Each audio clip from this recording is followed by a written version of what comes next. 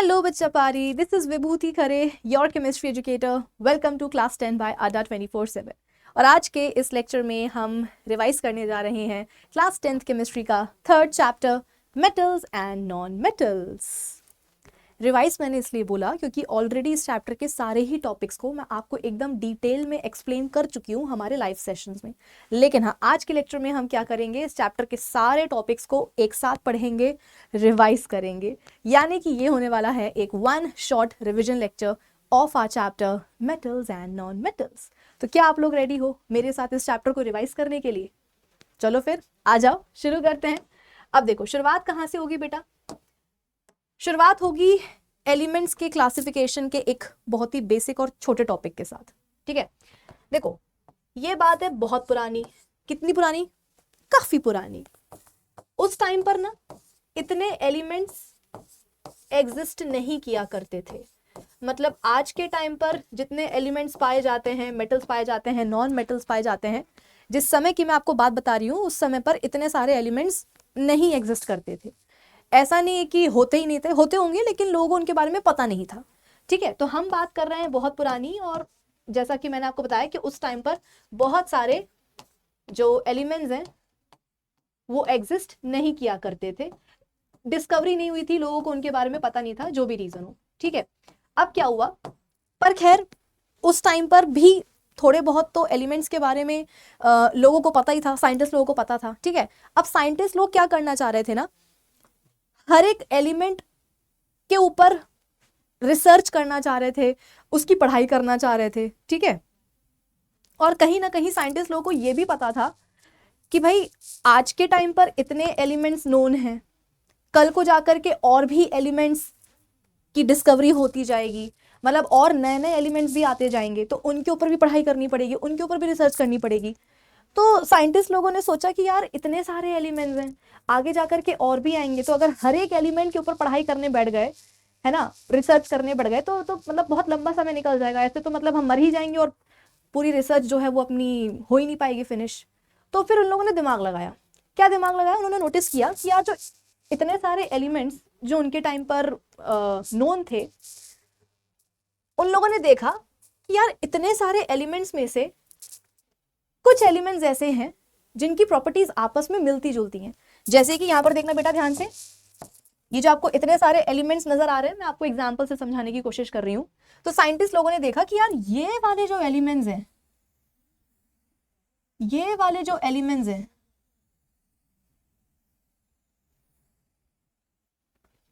ठीक है, ये वाले जो एलिमेंट्स हैं इनकी प्रॉपर्टीज आपस में मिलती जुलती हैं। तो साइंटिस्ट लोगों ने बोला कि यार अगर इनकी प्रॉपर्टीज आपस में काफी सिमिलर है, काफी ज्यादा सिमिलर है, तो एक काम करते हैं ना, इनको उठा करके एक अलग से कैटेगरी में डाल देते हैं। भाई इतने सारे एलिमेंट्स में से ये वाले जो एलिमेंट्स हैं इनकी प्रॉपर्टीज आपस में मिलती जुलती है, मैचिंग है। तो साइंटिस्ट लोगों ने सोचा कि बढ़िया है, अब इन सारे एलिमेंट्स को उठा करके हम एक अलग ही कैटेगरी में डाल देते हैं, और उस कैटेगरी का नाम रखा गया बेटा मेटल्स। यानी कि इन सारे एलिमेंट्स को क्या बोला जाने लग गया? मेटल्स। ये भी एक मेटल है, ये भी मेटल है, ये भी मेटल है, तो ये मेटल्स की एक कैटेगरी बन गई। ठीक है, तो एक कैटेगरी को बनाने के बाद साइंटिस्ट लोगों ने देखा कि यार अब जो रिमेनिंग एलिमेंट्स हैं इनमें से भी कुछ एलिमेंट्स ऐसे हैं जिनकी प्रॉपर्टीज आपस में क्या है? मिलती जुलती हैं। देखो ये वाले साइंटिस्ट लोगों ने बोला कि यार ये तो बन गए, अब जो रिमेनिंग एलिमेंट्स हैं उनमें से भी जो ये वाले एलिमेंट्स हैं, इन एलिमेंट्स की प्रॉपर्टीज आपस में काफी मिलती जुलती हैं। और बेटा यहां पर आप बिल्कुल भी कंफ्यूज मत होना, ये वाले जो एलिमेंट्स हैं इनकी प्रॉपर्टीज आपस में मिलती जुलती हैं, लेकिन इनकी प्रॉपर्टीज मेटल्स की प्रॉपर्टीज से एंटायरली डिफरेंट थी। कि तुम सोचो कि मैम मिल रही है तो एक ही कैटेगरी में डाल देते हैं, नहीं। ये वाले जो एलिमेंट्स हैं इनकी प्रॉपर्टीज आपस में सिमिलर थी, लेकिन मेटल की प्रॉपर्टीज के साथ एकदम डिफरेंट थी। तो साइंटिस्ट लोगों ने बोला कि बहुत बढ़िया, इनको भी अपन क्या करते हैं, एक दूसरी कैटेगरी में डाल देते हैं, और उस दूसरी कैटेगरी का नाम रखा गया क्या? Non metals. यानी कि ये सारे एलिमेंट्स को अब अपन क्या बुलाने लग गए नॉन मेटल्स, ये एक नॉन मेटल, ये एक नॉन मेटल, ये एक नॉन मेटल। इस तरीके से देखो क्या हुआ, मेटल्स की कैटेगरी बन गई और नॉन मेटल्स की भी कैटेगरी बन गई। अब दो कैटेगरीज को बनाने के बावजूद साइंटिस्ट लोगों ने नोटिस किया कि यार कुछ एलिमेंट्स तो रह गए हैं, कुछ एलिमेंट्स तो रह गए, ना ये मेटल्स में इंक्लूड हो पाए ना ये नॉन मेटल्स में इंक्लूड हो पाए। क्यों? क्या इनके पास मेटल्स वाली प्रॉपर्टी नहीं थी? नहीं यार, ये जो रिमेनिंग एलिमेंट्स हैं इनमें कुछ कुछ प्रॉपर्टीज तो मेटल्स जैसी थी। तो लोगों ने बोला कि भाई अगर कुछ कुछ प्रॉपर्टीज हैं मेटल्स जैसी तो डाल दो ना मेटल्स की कैटेगरी में, इनको भी बोल दो मेटल्स। तो साइंटिस्ट लोगों ने बोला नहीं, यही तो प्रॉब्लम है। प्रॉब्लम यह है कि इन रिमेनिंग एलिमेंट्स की कुछ कुछ प्रॉपर्टीज मेटल्स से सिमिलर है, सारी नहीं है। तो लोगों ने बोला कि कोई बात नहीं, कुछ तो प्रॉपर्टीज सिमिलर है ना मेटल से, डाल दो। तो साइंटिस्ट लोगों ने बोला नहीं, एक और प्रॉब्लम है। क्या प्रॉब्लम है? कि इन रिमेनिंग एलिमेंट्स की कुछ कुछ प्रॉपर्टीज नॉन मेटल्स जैसी भी हैं। मतलब कि ये जो बचे कुछ एलिमेंट्स थे ना बेटा, इनकी प्रॉपर्टीज ना ही एंटायरली मेटल्स जैसी थी ना ही एंटायरली नॉन मेटल्स जैसी थी, इनकी प्रॉपर्टीज मिली जुली थी। तो साइंटिस्ट लोगों ने बोला कि यार बड़ी कंफ्यूजन है, ना ये मेटल्स की कैटेगरी में आ सकते हैं ना अपन इनको नॉन मेटल्स बोल सकते हैं, आखिर करे तो करे क्या। फिर किसी एक ने बोला कि अरे यार इतना परेशान होने वाली बात ही नहीं है भाई, अगर इनकी प्रॉपर्टीज मिली जुली हैं, ना ये मेटल्स हो पा रहे हैं ना ये नॉन मेटल्स हो पा रहे हैं, तो एक काम करो ना, इनकी अलग से एक कैटेगरी बना दो भाई। अगर ये अलग ही जा रहे हैं तो इनको अलग ही रखो, सीधी सी बात है, नो बकवास। तो अलग से बेटा ये वाले एलिमेंट्स की भी क्या कर दी गई, एक कैटेगरी बना दी गई और उस कैटेगरी का नाम रखा गया मेटलॉइड्स। यानी कि इन सब एलिमेंट्स को क्या बोला जाने लग गया, मेटलॉइड्स। कि ये भी एक मेटलॉइड है, ये भी मेटलॉइड है, ये भी मेटलॉइड है, लाइक दिस। तो इस तरीके से क्या हुआ बेटा, जितने भी एलिमेंट्स उस टाइम पर नोन थे उनको कैटेगराइज कर दिया गया या उनका क्लासिफिकेशन कर दिया गया इनटू 3 कैटेगरीज। कौन सी 3 categories? Metals, non metals and metalloids. आ गया कॉन्सेप्ट समझ में? आगे बढ़े चलो। अब हमें क्या करना है, देखो मैं तुम्हें एक काम की बात बता देती हूँ, वैसे तो मतलब तुम्हें पता ही होगी, लेकिन जब बच्चा पहली बार ये चैप्टर पढ़ता है ना मेटल्स एंड नॉन मेटल्स का, तो मैं उसको खुश करने के लिए बोल देती हूँ कि बेटा इस चैप्टर में ना तुम्हें सिर्फ मेटल्स एंड नॉन मेटल्स के बारे में बात करनी है, मेटलॉइड तो तुम्हें पढ़ने ही नहीं है। तो बच्चा खुश हो जाता है कि वाह मैम, एलिमेंट्स की 3 कैटेगरीज हैं, 3 में से सिर्फ 2 को ही तो पढ़ना है, 1 को तो पढ़ना ही नहीं है। बच्चा सुन के खुश हो जाता है, लेकिन उसको नहीं पता होता उस समय कि जो पढ़ना है वो भी कम नहीं है, मेटल्स एंड नॉन मेटल्स को जो पढ़ना है वो भी कम नहीं है। अब क्योंकि तुम लोग बड़े हो गए हो, बड़े मतलब कि 10th में आए हुए तुम लोग को टाइम हो चुका है और तुम लोग ऑलरेडी इस चैप्टर को पढ़ चुके हो, तो तुम्हें टॉपिक्स तो पता ही हैं, कॉन्सेप्ट तो पता ही हैं, तो मैं तुम्हें बुद्धू नहीं बना सकती हूँ। लेकिन क्या क्या हो गया, इसमें क्या बड़ी बात हो गई है? खुश करने के लिए तो तुमको मैं बोल ही सकती हूँ ना कि बेटा 3 कैटेगरीज हैं, 3 में से केवल 2 पढ़नी है, 1 नहीं पढ़नी है। चलो शुरुआत करें किसके साथ, बताओ, तुम ही बताओ। नहीं तुम नहीं बताओ, मैं डिसाइड करूंगी। हम शुरुआत करते हैं बेटा मेटल्स के साथ, ठीक है? आ जाओ। ओके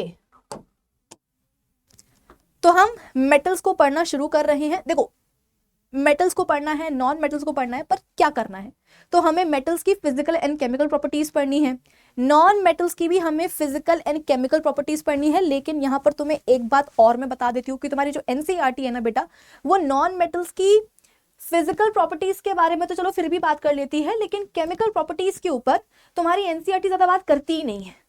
तो ठीक है भाई, अगर एनसीईआरटी ही बात करने के लिए ज्यादा रेडी नहीं है तो हम किस खेत की मूली हैं। हम भी क्या करेंगे, एकदम डिटेल में पढ़ेंगे मेटल्स एंड नॉन, मतलब एकदम डिटेल में हम पढ़ेंगे मेटल्स की फिजिकल एंड केमिकल प्रॉपर्टीज को, और नॉन मेटल्स की भी फिजिकल प्रॉपर्टीज मैं आपको अच्छे से बता दूंगी। लेकिन हाँ, जितना तुम्हारी एनसीईआरटी बुक बोल रही है नॉन मेटल्स की केमिकल प्रॉपर्टीज के ऊपर, मैं तुम्हें उतनी ही पढ़ाऊंगी, क्योंकि ऑलरेडी तुमको मैं डिटेल पढ़ा चुकी हूँ लाइव सेशंस में। ये 1 शॉट है, तो इसमें अपन एनसीईआरटी की ही बात करेंगे। ओके चलो, तो हम स्टार्ट कर रहे हैं बेटा मेटल्स के साथ। और मेटल्स की अपन सबसे पहले क्या पढ़ रहे हैं, फिजिकल प्रॉपर्टीज पढ़ रहे हैं, ठीक है? सबसे पहली प्रॉपर्टी जो आप सबको पता है, पढ़ चुके हो क्या कि मेटल्स क्या होते हैं, लस्ट्रस होते हैं। किसी भी लड़की से पूछ लो, ठीक है, गर्ल्स कैन रिलेट, किसी भी लड़की से पूछ लो कि तुम्हें लाइफ में सबसे ज्यादा पसंद क्या है, तो वो लड़की बोलेगी कि भाई मुझे तो ज्वेलरी पसंद है, और आर्टिफिशियल ज्वेलरी नहीं, ठीक है, मुझे सोने की बालियां अच्छी लगती हैं, मतलब गोल्ड इयररिंग्स मुझे अच्छे लगते हैं, और हाथों में चांदी का ब्रेसलेट अच्छा लगता है। तो कहने का मतलब ये है कि ये जो बेटा ज्वेलरी होती है, तो ज्वेलरी होती है गोल्ड की बनती है, सिल्वर की बनती है, प्लेटिनम की भी बनती है, यानी कि मेटल्स की बनती है हमारी ज्वेलरी। क्यों? क्योंकि जब तक ज्वेलरी चमके ना, जब तक कान की बालियां चमके ना और पड़ोसन का दिल ना जल जाए, तब तक मजे कहाँ आती है। कहने का मतलब ये बेटा, याद करने का तरीका बता रही हूं मैं आपको, गॉसिप नहीं करनी है हमें, ठीक है, कि जो हमारे मेटल्स होते हैं वो लस्ट्रस होते हैं, यानी कि इनका जो सरफेस होता है वो काफी शाइनिंग होता है, और इन्हीं मेटल्स की जब ज्वेलरी बनती है, सोने की बालियां बन गई हैं, चांदी का ब्रेसलेट बन गया है, तो जब वो चमकते हैं ना तो पड़ोसियों के दिल जलते हैं। नहीं कि हर किसी की शादी में, मतलब हर किसी नहीं, जो खानदान की जो अच्छे लेवल की जो शादियां होती हैं उसमें मम्मी क्या करती हैं, ये सभी मम्मियों का बेटा एक कॉमन काम होता है कि अगर किसी फैमिली में, मतलब अच्छी फैमिली में शादी है, खानदान में शादी है, तो वो निकालेंगे अपना 9 लखा हार, ठीक है, अपनी शादी में जो उन्होंने पहना था वो वाला हार पहन के बैठ जाएंगी। तो ये हर कोई करता है, ठीक है ना, मेरी मम्मी भी करती है, आपकी मम्मी भी करती हैं। तो बेटा वही वाली बात है कि जो ज्वेलरी होती है वो चमकती है। क्यों चमकती है? क्योंकि वो बनती है मेटल्स की। और मेटल्स का ही क्यों इस्तेमाल किया जाता है? क्योंकि मेटल्स होते हैं लस्ट्रस, उनका सरफेस कैसा होता है, काफी शाइनिंग होता है। तो याद रखिएगा आप, ठीक है। चलो, the surface of most of the metals become dull when it remains exposed to air for a long time। देखो सीधी सी बात है, मेटल्स का सरफेस तो काफी शाइनिंग होता है, मेटल्स लस्ट्रस होते हैं, ये उनकी प्रॉपर्टी होती है, फिजिकल प्रॉपर्टी होती है। लेकिन क्या है ना कि कुछ कुछ मेटल्स ऐसे होते हैं कि अगर आपने उनको लंबे समय तक ऐसी खुली हवा में रख दिया, तो खुली हवा में कौन होते हैं? गुंडे होते हैं, ऑक्सीजन, कार्बन डाइऑक्साइड, मॉइस्चर। तो ये सब क्या करते हैं? आकर के अटैक कर देते हैं मेटल के सरफेस के ऊपर, और मेटल के सरफेस के ऊपर जो मेटल के एटम्स होते हैं उनके साथ में रिएक्ट कर जाते हैं, और कुछ थर्ड क्लास के जो है कंपाउंड बन जाएंगे, और उन कंपाउंड की डिपोजिशन जो है मेटल के सरफेस पर आ जाएगी, जिससे कि मेटल का जो सरफेस है वो एकदम डल पड़ जाएगा। मतलब कहाँ तो हम बोल रहे हैं कि मेटल्स कैसे होते हैं? लस्ट्रस होते हैं, सरफेस कैसा होता है? शाइनिंग होता है, और वो कंपाउंड आकर के इकट्ठा हो गया तो चमक जो है वो बिल्कुल चली गई, ठीक है। जैसे कि ये देखो, आपके पास कॉपर की क्या है? रॉड है, कॉपर की आपके पास क्या है? रॉड है। लंबे समय तक आपने उसको खुली हवा में रखा, तो एयर में प्रेजेंट जो ऑक्सीजन है, जो मॉइस्चर है, जो कार्बन डाइऑक्साइड है, इन सब ने आकर के बेटा क्या करा? कॉपर का जो रॉड थी आपके पास, उसके सरफेस पर जो कॉपर के एटम्स थे, उन कॉपर के एटम्स के साथ देखो क्या हुआ? रिएक्शन हो गई। रिएक्शन होगा तो कुछ ना कुछ तो बनेगा बेटा। क्या बन गया? एक थर्ड क्लास का कंपाउंड बन गया, जिसको अपन बोलते हैं बेसिक कॉपर कार्बोनेट। और यही बेसिक कॉपर कार्बोनेट बेटा क्या होता है? रॉड के ऊपर जाकर के इकट्ठा हो जाता है। तो देखो रॉड का जो कलर है वो कितना सुंदर होता है, रेडिश ब्राउन सा। बाद में देखो कैसा हो गया? हरा हरा ब्लू ब्लू। ये हरा हरा ब्लू ब्लू क्यों हो रहा है बेटा? क्योंकि यही तो है बेसिक कॉपर कार्बोनेट, और यही तो आकर के जम गया, इकट्ठा हो गया है कॉपर की रॉड के ऊपर। तो देखो उसकी क्या हालत हो गई है। तो जनरली आप बोल सकते हो कि मेटल्स के पास क्या प्रॉपर्टी होती है कि दे आर लस्ट्रस, सरफेस उनका शाइनिंग होता है। बट वही है, खुली हवा में रख दिया तो गुंडे आ जाएंगे, ये तीनों आ जाएंगे और आकर के अटैक कर देंगे, और कुछ ना कुछ कंपाउंड बना लेंगे, उसकी डिपोजिशन हो जाएगी, तो डलनेस आ जाएगी, ठीक है। This is due to the attack of gases of the air on the surface of the metals, forming thin layers of oxide, carbonates and sulfides etc. The use of gold in jewelry is due to अच्छा, उसके lustre के कारण ही क्या होता है बेटा? सोने का इस्तेमाल किया जाता है ज्वेलरी बनाने के लिए, which is not lost easily because gold is not attacked by the gases of the air। लेकिन देखो वही वाली बात है बेटा, अलग अलग मेटल्स हैं, उनकी जो रिएक्टिविटीज हैं वो भी कैसी हैं? अलग अलग हैं। रिएक्टिविटी सीरीज तुम सबको पता है, नहीं पता तो अभी मैं आपको आगे बता दूंगी।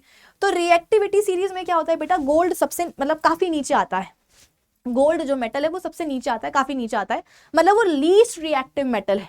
वो बोलता है कि भैया मुझे माफ करो, मुझे किसी के साथ में रिएक्ट नहीं करना है, ना पानी, ना ऑक्सीजन, ना कार्बन डाइऑक्साइड। इसीलिए जो सोने चांदी की जो ज्वेलरी होती है बेटा, चांदी का भी कुछ ऐसी हाल होता है, जो गोल्ड और जो सिल्वर ज्वेलरीज होती है ना, लंबे समय तक अगर आप उनको यूज कर भी रहे हो, पहन भी रहे हो, तो उनकी चमक इतनी इजीली नहीं जाती है। क्यों? लीस्ट रिएक्टिव मेटल्स है, ज्यादा रिएक्ट करेंगे ही नहीं। The use of silver in making mirrors is due to इसका शाइनिंग सरफेस, जो कि बहुत ही अच्छा काम करता है रिफ्लेक्शन का। चलिए नेक्स्ट प्रॉपर्टी क्या हम पढ़ रहे हैं मेटल्स की, कि दे आर जनरली हार्ड। ये काफी क्या होते हैं बच्चों, हार्ड होते हैं। तुमको मैं एक लोहे की कील लाके दे दूं और मैं उसको बोलूं कि बेटा जरा तुम इसको मोड़ो, तो मोड़ लोगे क्या, बेंड कर पाओगे क्या? नहीं। क्यों? वो कील किसकी बनी है? लोहे की। व्हाट इज लोहा? अरे मेटल ही तो है। तो ऐसे ध्यान रख सकते हो कि जो हमारे मेटल्स होते हैं वो काफी जनरली हार्ड होते हैं, ठीक है ना। अब आप बोलोगे कि हम जनरली क्यों बोल रहे हैं, ये वर्ड तो हमें अच्छा नहीं लग रहा। बेटा तुम्हें अच्छा लगे ना लगे, तुम्हें इस शब्द का इस्तेमाल करना पड़ेगा। क्यों? क्योंकि लिटरली ऐसा होता है बेटा कि केमिस्ट्री पढ़ रहे हो और केमिस्ट्री में एक्सेप्शंस ना आए सामने, ऐसा तो हो ही नहीं सकता। तो exceptions are always there in chemistry.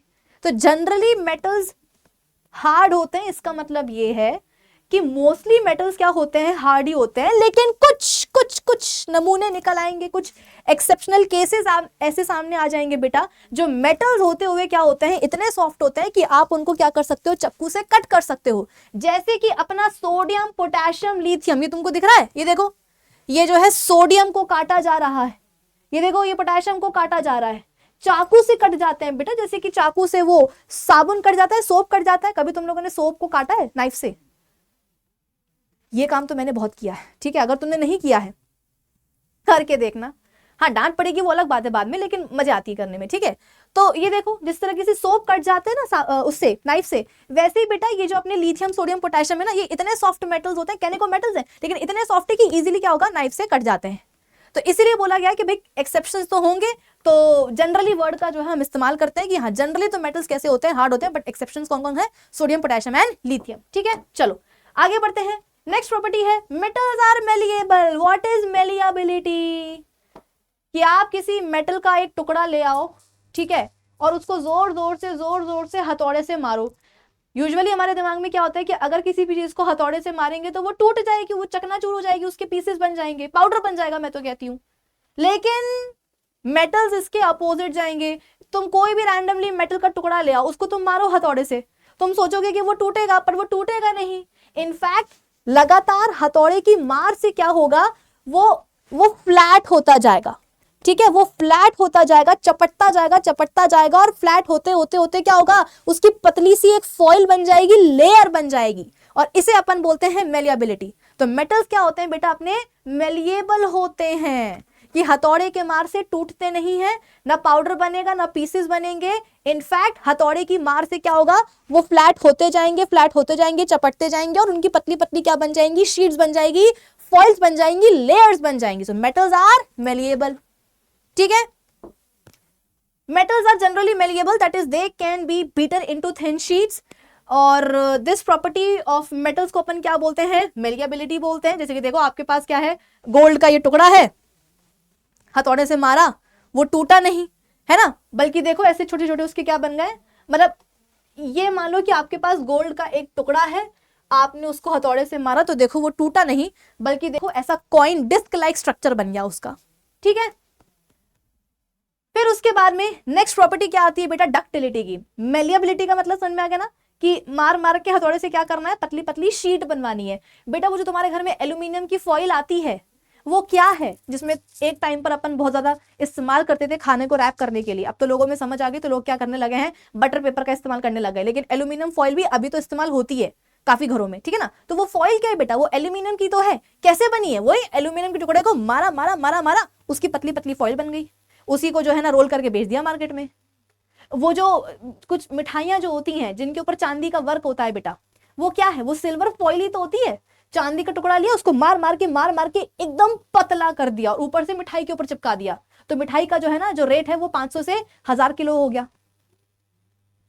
आई बात समझ में? चलो नेक्स्ट है डक्टिलिटी। डक्टिलिटी का मतलब क्या है बेटा, कि हम प्रेशर लगाएंगे, और प्रेशर लगा करके मेटल के टुकड़े के ऊपर उसको स्ट्रेच करेंगे। स्ट्रेच करने से क्या होगा, वही है, दिमाग में ऐसा रहता है कि मान लो कि मेरे पास पेपर है ना, ये पेपर है।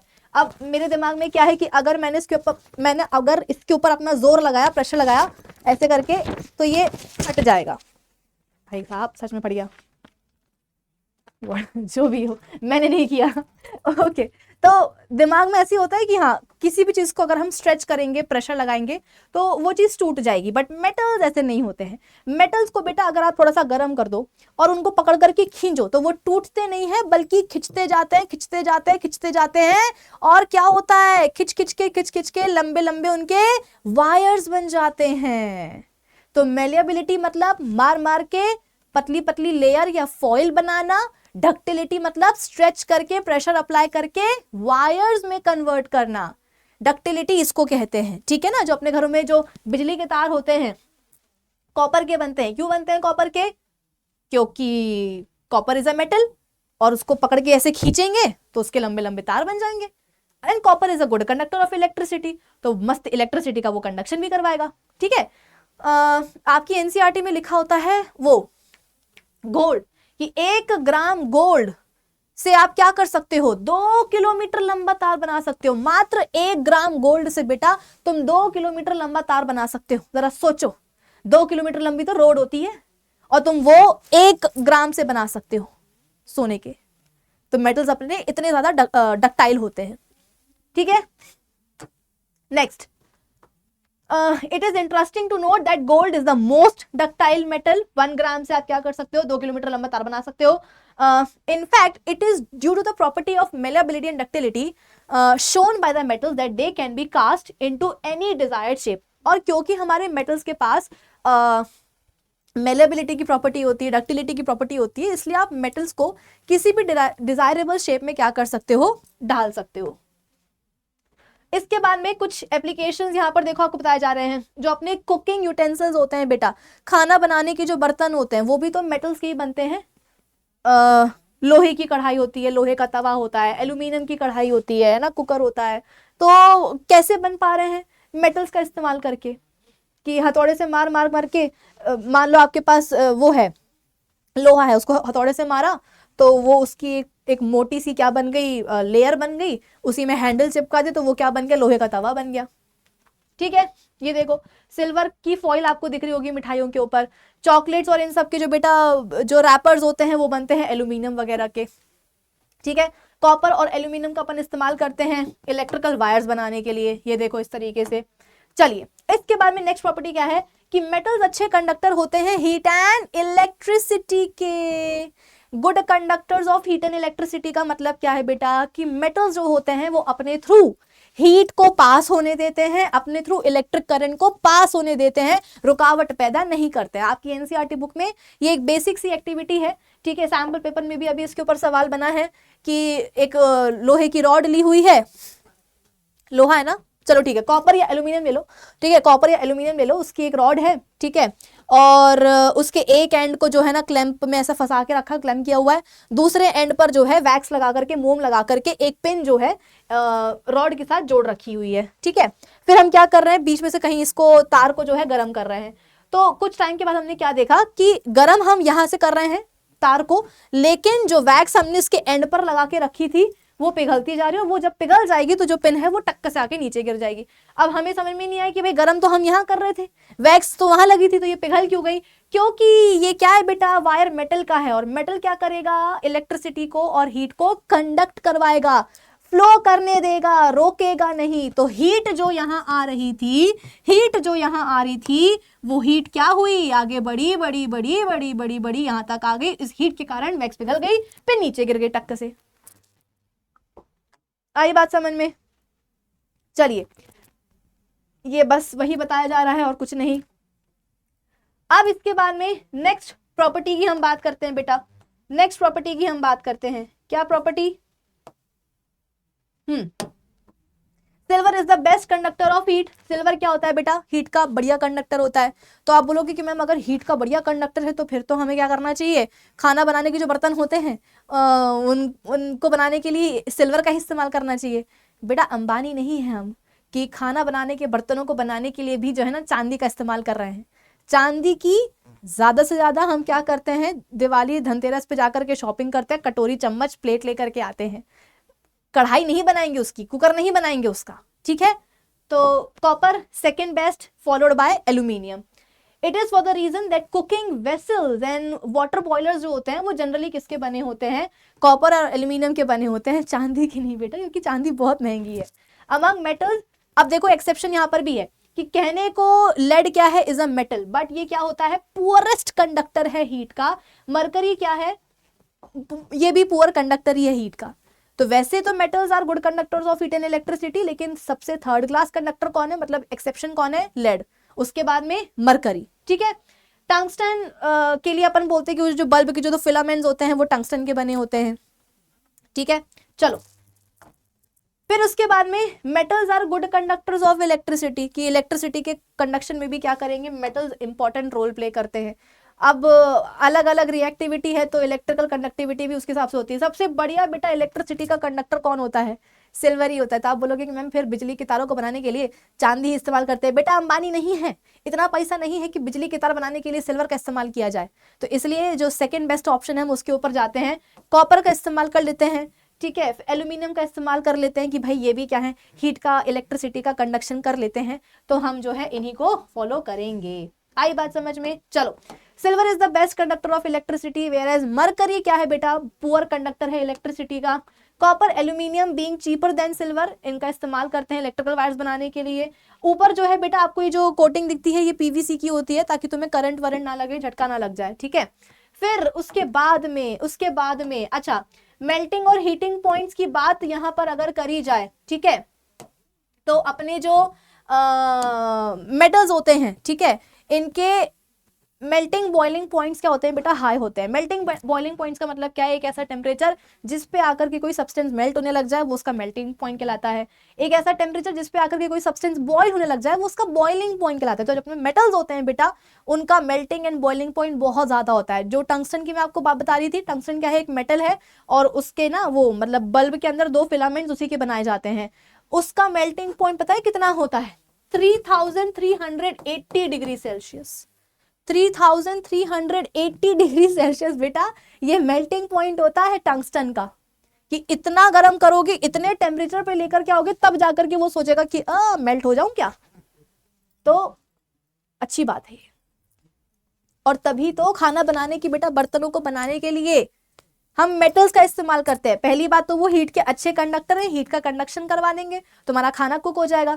दूसरा, अगर तुम लगातार 1 घंटे तक बिरयानी पका रहे हो, यानी कि लगातार 1 घंटे तक तुम बर्तन को गर्म कर रहे हो ना, तो क्योंकि बर्तन मेटल का बना है, उसका मेल्टिंग पॉइंट ज्यादा है, तो वो 1 घंटे की हीट को सहने के बावजूद मेल्ट नहीं होगा, क्योंकि उसका मेल्टिंग पॉइंट बहुत ज्यादा है।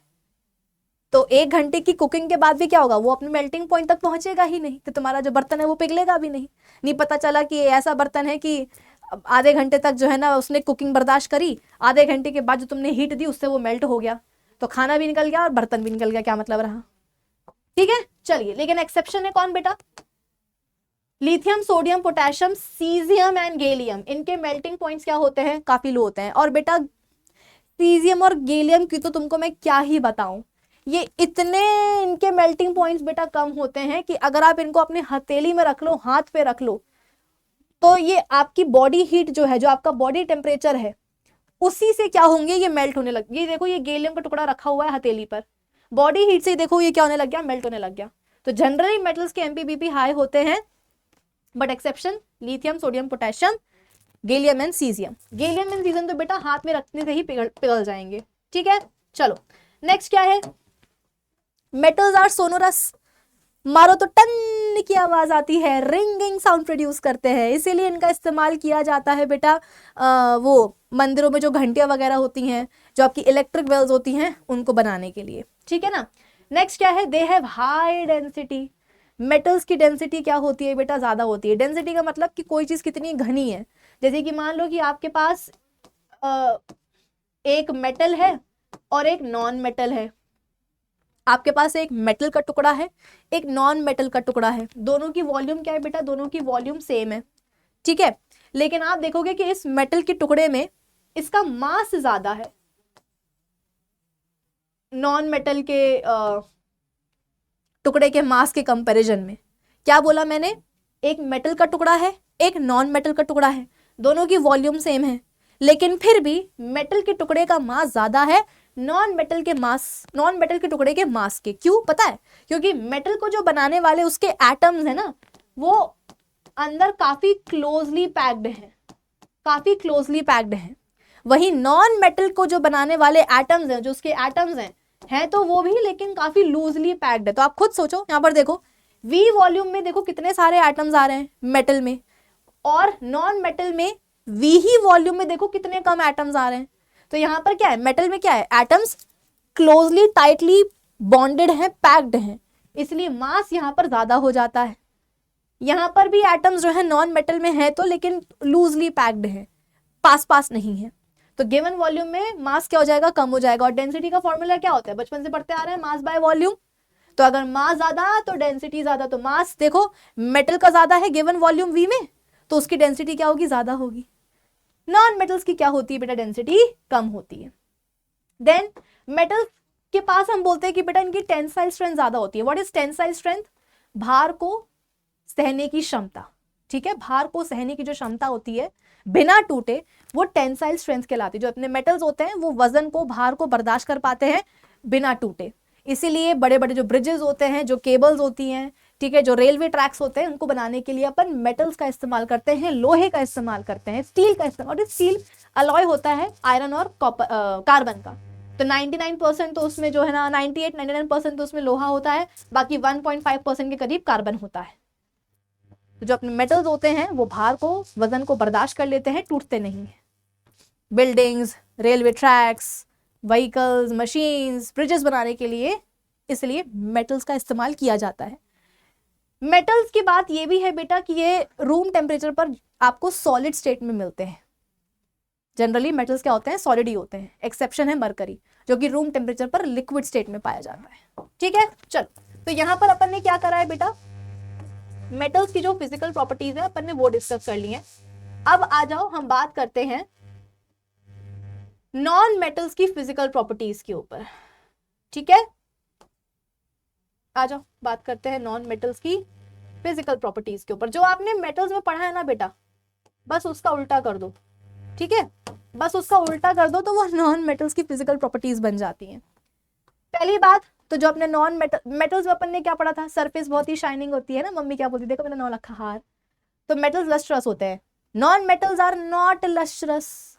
इनका सरफेस बिल्कुल भी शाइनिंग नहीं होता है, निहायत ही डल होता है। लेकिन एक्सेप्शन, केमिस्ट्री पढ़ रहे थे, एक्सेप्शन कौन है, एक्सेप्शन आयोडीन। नॉन मेटल होते हुए बेटा इसके जो क्रिस्टल्स होते हैं वो बड़े सुंदर दिखते हैं, पर्पल कलर के होते हैं, उनमें शाइन होती है, कहने का मतलब है। तो जनरली आप बोल सकते हो कि नॉन मेटल्स क्या होते हैं, they are not lustrous, surface इनका शाइनिंग नहीं होता है, डल ही होता है, बट एक्सेप्शन है आयोडीन। नेक्स्ट क्या है, they are soft and brittle. अपन ने पढ़ा था कि जो अपने मेटल्स होते हैं वो हार्ड होते हैं, ये बेटा ये सॉफ्ट होते हैं, ब्रिटल होते हैं, आसानी से टूट जाते हैं। ठीक है, लेकिन एक्सेप्शन है कौन, डायमंड, जो कि कार्बन का एलोट्रोप है। ठीक है, डायमंड में बेसिकली कार्बन ही पाया जाता है, लेकिन कार्बन का बना होने के बावजूद it is the natural hardest substance known. Nature में सबसे हार्डेस्ट सब्सटेंस जो पाया जाता है naturally, that is diamond. Diamond तो बेटा इतना हार्ड होता है कि उससे तुम पत्थर भी कट कर सकते हो, है लकड़ी भी कट कर सकते हो। आप बोलोगे मैम क्या मजाक है, अरे मजाक नहीं कर रही हूँ बेटा, मैं सच बोल रही हूँ। जो अपनी ग्लास को कट करने वाली, पत्थरों को कट करने वाली जो मशीन्स होती हैं, उनकी जो टिप्स होती हैं वो डायमंड की ही बनती हैं। ठीक है, फिर इसके बाद में ना ये मेलिएबल होते हैं ना ये डक्टाइल होते हैं। बेटा जब कोई चीज हम बोल ही रहे हैं कि सॉफ्ट है, ब्रिटल है, हथौड़े से मारोगे तो टूट जाएगी, तो उसकी ना शीट बन सकती है, ना उसके तार बन सकते हैं। ठीक है, तो ना ये मेलिएबल होते हैं ना ये डक्टाइल होते हैं। ये देखो सल्फर ऐसा, फॉस्फोरस ऐसा, ये देखो ये है आयोडीन। ठीक है, तो जब ये है ही बेटा सॉफ्ट ब्रिटल, तो कहाँ से ये मेलिएबल भी नहीं होंगे, डक्टाइल भी नहीं होंगे। नेक्स्ट क्या है, they are bad conductors of heat and electricity. इनसे कुछ ना हो पाएगा, ना हीट का कंडक्शन हो पाएगा, ना इलेक्ट्रिसिटी का कंडक्शन हो पाएगा। ये बोलेंगे हमसे हो ही नहीं सकता है, हमसे हो ही नहीं सकता। लेकिन वही है एक्सेप्शन। एक्सेप्शन कौन है, ग्रेफाइट। ग्रेफाइट क्या होता है, दूसरा एलोट्रोपिक फॉर्म होता है कार्बन का, ये भी कार्बन का ही बना होता है। तो बावजूद इसके कि ये कार्बन का बना है, नॉन मेटल का बना है, ये इलेक्ट्रिसिटी का अच्छा कंडक्टर होता है। ठीक है, आपकी जो पेंसिल की जो लीड होती है, ठीक है, वो किसकी बनी होती है बेटा, ग्रेफाइट की ही बनी होती है। अब ग्रेफाइट एक अच्छा कंडक्टर क्यों है इलेक्ट्रिसिटी का, नॉन मेटल होते हुए, ये आपको 4th चैप्टर में मैं पढ़ाऊंगी। नेक्स्ट क्या है, दे आर नॉट सोनरस। कोई रिंगिंग विंगिंग साउंड प्रोड्यूस नहीं करते हैं, टन्न टन्न कोई आवाज नहीं आती जब मारते हैं इनको अपन। ठीक है, फिर उसके बाद में दे हैव लो MPBP, इनके मेल्टिंग बॉइलिंग पॉइंट्स क्या होते हैं बेटा, लो होते हैं, लो होते हैं। मेटल्स के ज्यादा थे, इनके लो होते हैं। इनकी डेंसिटीज भी कम होती है। अभी अभी मैंने आपको समझाया था ना कि मेटल का टुकड़ा है, नॉन मेटल का टुकड़ा है, दोनों की वॉल्यूम सेम है, लेकिन नॉन मेटल के टुकड़े में एटम्स कैसे हैं, लूजली बॉन्डेड है, तो उस गिवन वॉल्यूम में एटम्स का नंबर क्या है, नॉन मेटल में कम है, तो मास कम है, डेंसिटी कम है। ठीक है, चल, this is mainly because of the non-metals exist as a molecular solids in which atoms are linked by covalent bonds. ठीक है, अब ये covalent bonds क्या होते हैं, ये आपको 4th चैप्टर में पता चलेगा, अभी नहीं। Next, they have low tensile strength. बेटा जब कोई चीज है ही सॉफ्ट, जब कोई है ही चीज ब्रिटल, तो वो क्या ही वजन को बर्दाश्त करेगी बेटा। नॉन मेटल सॉफ्ट होते हैं, ब्रिटल होते हैं, मेलिएबल भी नहीं हो रहे हैं, डक्टाइल भी नहीं हो रहे हैं कि हथौड़े से मारोगे वो वहीं उनका पाउडर बन जाएगा, तो वो क्या ही भार को सहेंगे। टेंसाइल स्ट्रेंथ का तुमको मतलब मैंने समझाया था, भार को, वजन को सहने की क्षमता इनमें नहीं होती है, ये टूट जाएंगे। ठीक है, फिर उसके बाद में मेटल्स के लिए अपन बोलते हैं कि वो रूम टेम्परेचर पर सॉलिड स्टेट में पाए जाते हैं, एक्सेप्शन मरकरी था। नॉन मेटल्स बेटा रूम टेम्परेचर पर सॉलिड, लिक्विड और गैशियस तीनों ही फिजिकल स्टेट्स में एग्जिस्ट करते हैं। मतलब there are some non metals जो कि सॉलिड स्टेट में पाए जाएंगे, कुछ लिक्विड स्टेट में पाए जाएंगे, कुछ गैशियस स्टेट में भी पाए जाएंगे, जैसे कि हाइड्रोजन, ऑक्सीजन, नाइट्रोजन, ये नॉन मेटल्स हैं और रूम टेम्परेचर पर लिक्विड गैशियस फॉर्म में पाए जाते हैं। ब्रोमीन लिक्विड स्टेट में पाया जाता है, फॉस्फोरस, कार्बन, सल्फर ये सब सॉलिड स्टेट में पाए जाते हैं। ठीक है, चलो अब इसके बाद में हम क्या करते हैं बेटा, केमिकल प्रॉपर्टीज पढ़ लेते हैं अपने मेटल्स की। अब मेटल्स की जो केमिकल प्रॉपर्टीज है ये आपको थोड़ा सा डिटेल में समझना होगा। आ जाओ समझते हैं। ठीक है, आ जाओ समझते हैं,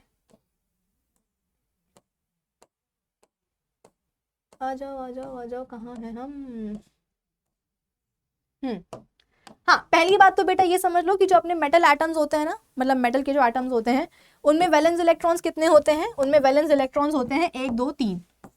वैलेंस इलेक्ट्रॉन्स कितने होते हैं, 1 2 3। मतलब कि या तो कोई मेटल एटम में वैलेंस इलेक्ट्रॉन 1 होगा, जैसे कि सोडियम, इलेक्ट्रॉनिक कन्फिग्रेशन उसका होता है 2,8,1, कितना वैलेंस इलेक्ट्रॉन है, एक ही है। मैग्नीशियम 2 वैलेंस इलेक्ट्रॉन्स होते हैं, क्या होता है इलेक्ट्रॉनिक कन्फिग्रेशन 2,8,2। ठीक है, फिर उसके बाद में आपका वो आया कौन, एल्यूमिनियम, 3 वैलेंस इलेक्ट्रॉन्स होते हैं, क्या होता है इलेक्ट्रॉनिक कन्फिग्रेशन 2,8,3।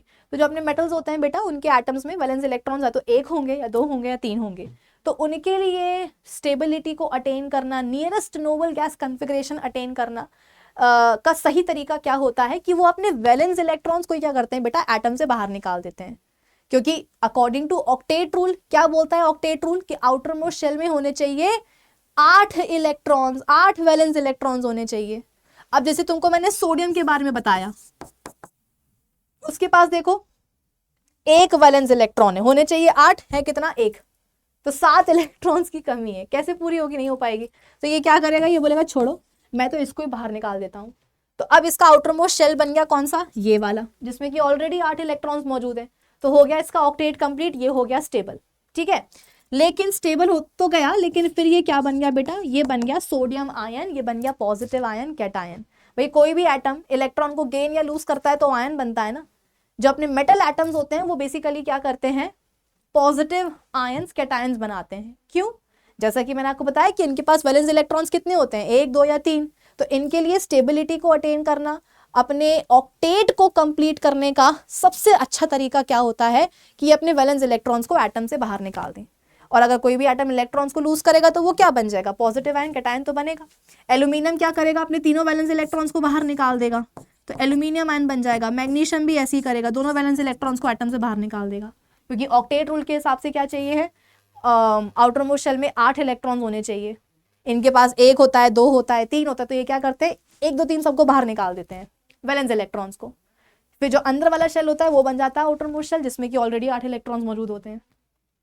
ठीक है, तो ध्यान रखिएगा जो अपने मेटल एटम्स होते हैं they form cations, positive ions. ठीक है, वो अपने वैलेंस इलेक्ट्रॉन्स को लूज करते हैं। चलिए अब इसके बाद में फर्स्ट प्रॉपर्टी क्या है, reaction of metals with oxygen. बेटा देखो कॉमन सेंस वाली बात है, किसी भी सब्सटेंस का ऑक्सीजन के साथ में रिएक्शन अगर हो रही है ना, किसी भी सब्सटेंस की यदि ऑक्सीजन के साथ में रिएक्शन हो रही है, इसका मतलब क्या कि उस सब्सटेंस में ऑक्सीजन जाके चिपक रही है। अब अगर आपके पास कोई मेटल है, उसकी रिएक्शन हो रही है ऑक्सीजन के साथ, इसका मतलब क्या कि मेटल के ऊपर जाकर के चिपक रही है ऑक्सीजन, तो क्या बन जाएगा, अरे उसका ऑक्साइड ही तो बनेगा ना भाई, metal plus oxygen metal oxide. Magnesium plus oxygen क्या बन जाएगा, उसका oxide, magnesium oxide. Potassium plus oxygen क्या बन जाएगा, उसका oxide, potassium oxide. Aluminium plus oxygen क्या बन जाएगा, उसका ऑक्साइड, एल्यूमिनियम ऑक्साइड। तो ध्यान रखिएगा, मेटल्स की रिएक्शन होगी यदि ऑक्सीजन के साथ तो क्या होगा, मेटल ऑक्साइड बनेगा। ठीक है, चलो अब देखो वही वाली बात है, क्या वाली बात है, अलग अलग बेटा मेटल्स होते हैं, उनकी रिएक्टिविटीज भी क्या होती हैं, अलग अलग होती है। अब हमने ये तो बोल दिया कि जब मेटल की रिएक्शन होगी ऑक्सीजन के साथ तो उसका ऑक्साइड बनेगा, लेकिन कैसे कैसे वो एक देखने वाली बात है। तो आज अपन देखते हैं, ये आपकी एनसीईआरटी का स्टेटमेंट है, इसके ऊपर अपन बाद में आएंगे। पहले जो है अपन बात करते हैं अलग अलग मेटल्स की रिएक्टिविटी विद ऑक्सीजन। यहां पर देखो, अच्छा एक काम मैं करती हूँ, आपके सामने सबसे पहले रिएक्टिविटी सीरीज लिख ही देती हूँ। कैटरीना ने कार मांगी, ऑल्टो जिंक आयरन के कब हैं, कॉमर्स में मिलता है सबसे पहले सिल्वर, फिर मिलता है गोल्ड और आखिर में मिलता है प्लेटिनम। ठीक है, तो ये अपनी रिएक्टिविटी सीरीज हो गई। अब तुम खुद देखो बेटा, तुम खुद देखो, रिएक्टिविटी सीरीज में सबसे ऊपर कौन आ रहे हैं, सोडियम पोटेशियम, यानी कि ये हाईली रिएक्टिव मेटल्स हैं। इनके बारे में तो तुमको पहले से पता ही होगा कि एकदम पागल होते हैं रिएक्टिविटी के नाम पे, मतलब इनको जहां बोलो जब बोलो ये बोलते हैं कि हाँ हाँ हम रिएक्ट करेंगे, इतने पगले उसे होते हैं। ठीक है ना, तो इनको कहीं भी रखो बेटा, इनको खुली हवा में क्यों ना रख दो, खुली हवा में रहकर भी क्या करेंगे, आग पकड़ लेंगे। तो कहने का मतलब ये है, सोडियम पोटेशियम क्या होते हैं, हाईली रिएक्टिव मेटल्स होते हैं। तो ये रूम टेम्परेचर पर भी क्या करते हैं, ऑक्सीजन के साथ में विग्रसली रिएक्ट कर लेते हैं। कि अगर तुमने सोडियम पोटेशियम का टुकड़ा ऐसी खुली हवा में रख दिया तो हवा में क्या है, ऑक्सीजन है, उसके साथ बेटा ये रूम टेम्परेचर पर रह करके भी क्या करेंगे, विगरसली रिएक्ट करेंगे और आग पकड़ लेंगे। मतलब इनके ऑक्साइड्स तो बनेंगे ही ऑब्वियसली, लेकिन फिर आग भी पकड़ लेंगे। ठीक है, सो दे रिएक्ट या they combine with oxygen of the air even at room temperature, और क्या बनते हैं, इनके ऑक्साइड्स बनते हैं। रिएक्शन इतनी विगरस होती है बेटा कि ये क्या करते हैं, आग पकड़ लेते हैं। इसलिए इनको क्या करना पड़ता है, केरोसिन ऑयल में रखना पड़ता है। आप बोलोगे कि मैम अगर ऑक्सीजन के साथ में रिएक्ट कर रहे हैं, काम करो ना, पानी के साथ रख दो। बेटा ये पानी के साथ भी ऐसे ही रिएक्ट करेंगे, वहां भी आग पकड़ेंगे, इसलिए इनको केरोसिन ऑयल में डुबो के रखना पड़ता है। ठीक है, नेक्स्ट कौन है आ रहे हैं आपके, magnesium, aluminium, zinc and lead. ठीक है, ये सारे मेटल्स आ रहे हैं आपके। तो ये भी क्या करेंगे बेटा, ऑक्सीजन के साथ कंबाइन हो जाएंगे, रूम टेम्परेचर पर ही होंगे। और सबसे बढ़िया बात क्या होती है ना, इनके ऑक्साइड्स की एक प्रोटेक्टिव लेयर बन जाती है। जनरली वो सवाल आता है ना कि मैग्नीशियम रिबन को जलाने के पहले उसको साफ करते हैं, क्यों साफ करते हैं, कि आपके पास क्या है, मैग्नीशियम का रिबन है, स्ट्रिप है आपके पास मैग्नीशियम की। ठीक है ना, मैग्नीशियम के एटम से ही बनी है, जाहिर सी बात है। अब यहां से आ रही है कौन, यहां से आ रही है ऑक्सीजन। ठीक है, यहां से आ रही है कौन, ऑक्सीजन। मतलब आपके पास मैग्नीशियम मेटल है, उसकी स्ट्रिप है, आपने उसको खुली हवा में रख दिया तो हवा में कौन है, ऑक्सीजन है। अब ये ऑक्सीजन क्या करेगी, इस मैग्नीशियम रिबन के सरफेस पर जो एटम्स है मैग्नीशियम के, ठीक है, सरफेस पर जो एटम्स है मैग्नीशियम के, उसके साथ में ये ऑक्सीजन रिएक्ट कर जाएगी और क्या बन जाएगा, मैग्नीशियम ऑक्साइड। और यही जो मैग्नीशियम ऑक्साइड है बेटा, ये आकर के डिपॉजिट हो जाएगा, ये आकर के डिपॉजिट हो जाएगा, ये मैग्नीशियम ऑक्साइड आकर के ऐसे डिपॉजिट हो जाएगा। तो यहाँ पे यही बोला जा रहा है कि जो मैग्नीशियम, एल्यूमिनियम, जिंक, ये लेड, जो ये मेटल्स होते हैं ना, ये भी रूम टेम्परेचर पर ऑक्सीजन के साथ में रिएक्ट करते हैं, इनके रिस्पेक्टिव ऑक्साइड्स बनते हैं और इनके ऑक्साइड्स की क्या होती है ना, प्रोटेक्टिव लेयर बन जाती है। तो यहाँ पर देखो मैग्नीशियम ऑक्साइड की क्या बन गई है, लेयर बन गई है। अब ये जो लेयर है इसको अपन प्रोटेक्टिव लेयर पता है क्यों बोल रहे हैं, क्योंकि अब ये जो नीचे जो दूसरे मैग्नीशियम के एटम्स हैं उनकी रिएक्शन नहीं होने देगी ऑक्सीजन के साथ। ये बोलेगी कि भाई मैं बन गई हूँ ना, मैं काफी हूँ। अब जो और नीचे हैं मैग्नीशियम के एटम्स वो रिएक्ट नहीं करेंगे ऑक्सीजन के साथ। तो रिबन को जलाने के पहले अपन उसको साफ करते हैं ताकि जो ऊपर मैग्नीशियम ऑक्साइड की लेयर बनी हुई है ये लेयर हट जाए, ताकि जो रिबन है वो प्रॉपर्ली जल सके, ऑक्सीजन के साथ रिएक्ट कर सके। ठीक है, तो aluminium plus oxygen aluminium oxide बन जाता है, उसकी भी क्या होती है, बढ़िया सी प्रोटेक्टिव लेयर होती है। तो जो नीचे मेटल के एटम्स हैं उनकी फर्दर रिएक्शन नहीं हो पाती है ऑक्सीजन के साथ। फर्दर ऑन हीटिंग, अगर आपने गर्म ही कर दिया है मैग्नीशियम को तो बेटा क्या होगा, डेजलिंग व्हाइट फ्लेम के साथ जलता है, ये बात सबको पता होगी, है ना। और क्या बन जाता है, व्हाइट पाउडर, जो कि होता है मैग्नीशियम ऑक्साइड का। मैग्नीशियम ज्यादा रिएक्टिव है एल्यूमिनियम, जिंक एंड लेड से, ऑब्वियस सी बात है, रिएक्टिविटी सीरीज में मैग्नीशियम ऊपर आ रहा है तो ये ज्यादा रिएक्टिव होता है जिंक, एल्यूमिनियम और लेड से। ठीक है, चलो आगे बढ़ते हैं, लोहे की बात करते हैं। तो भाई लोहा ऐसा है कि आपको ना कभी भी लोहे, जब आप उसको गर्म करोगे तो आपको कभी भी उसकी आग की लपटें उठती हुई नजर नहीं आएंगी, कभी आपको फ्लेम्स नहीं दिखेंगी।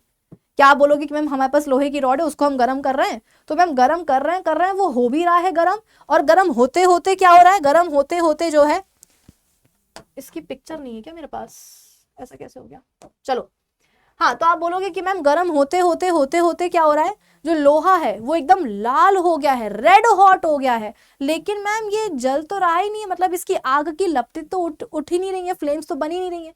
ये एक खास बात होती है, लोहे की जो रॉड है आप उसको कितना भी गर्म कर लो, लोहा गर्म हो जाएगा, गर्म होकर के रेड हॉट हो जाएगा, लेकिन उसकी आग की लपटें आपको नजर नहीं आएंगी। So iron does not burn in air even on strong heating but begins to glow with a bright light, जलेगा नहीं स्ट्रॉन्ग हीटिंग पर भी, लेकिन हाँ ग्लो करने लग जाएगा। ठीक है, और क्या बन जाएगा बेटा, उसका मैग्नेटिक ऑक्साइड ऑफ आयरन बनता है। ध्यान रखना, मैग्नेटिक ऑक्साइड ऑफ आयरन का फॉर्मूला क्या होता है, Fe3O4। ये एक्चुअली होता क्या है, फेरस ऑक्साइड और फेरिक ऑक्साइड का मिक्सचर होता है। तो जब आप लोहे को लंबे समय तक स्ट्रांगली हीट करते हो तो ये दोनों ही लोहे के ऑक्साइड्स बन जाते हैं, और इनका जो मिक्सचर होता है वो कहलाता है Fe3O4, यानी कि मैग्नेटिक ऑक्साइड ऑफ आयरन ये बनता है। इसके कारण जो है ना आपको रिएक्शन कुछ इस तरीके की देखने को मिलती है।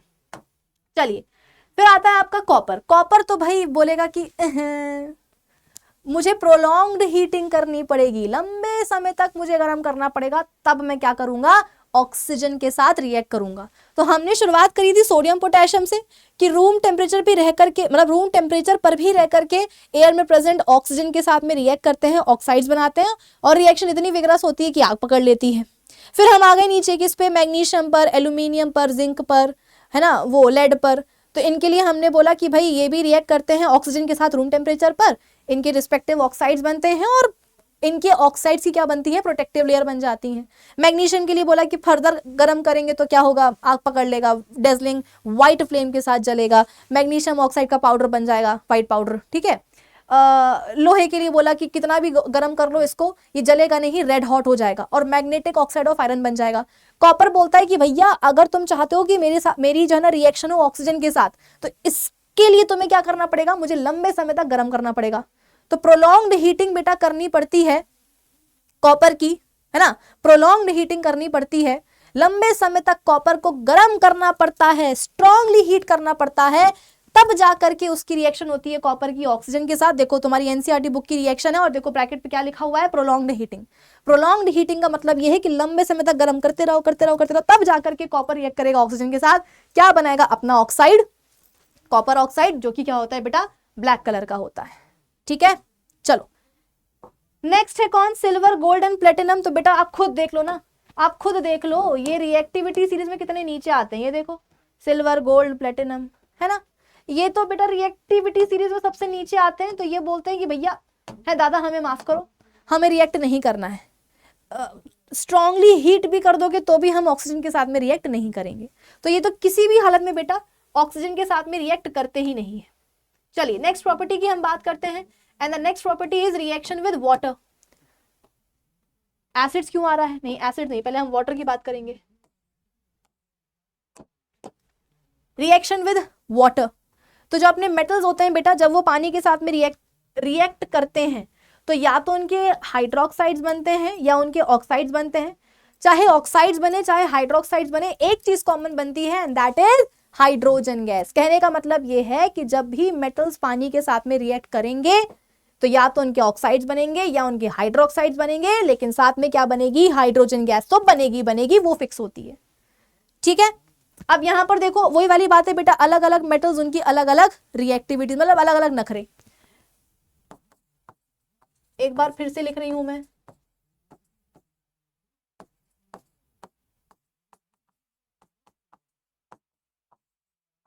अब मेरी बात को बेटा यहां पर ध्यान से सुनते जाना, मैं बहुत ही जरूरी तुमको बात बता रही हूं। सोडियम, पोटेशियम और कैल्शियम ये इतने रिएक्टिव मेटल्स होते हैं बेटा कि ये कोल्ड वाटर के साथ भी रिएक्ट कर जाते हैं। ये इतने रिएक्टिव होते हैं सोडियम पोटेशियम कैल्शियम, क्योंकि रिएक्टिविटी सीरीज में ऊपर आना है ना, तो ये रिएक्टिव मेटल्स है कि ठंडे पानी के साथ भी रिएक्ट कर जाएंगे।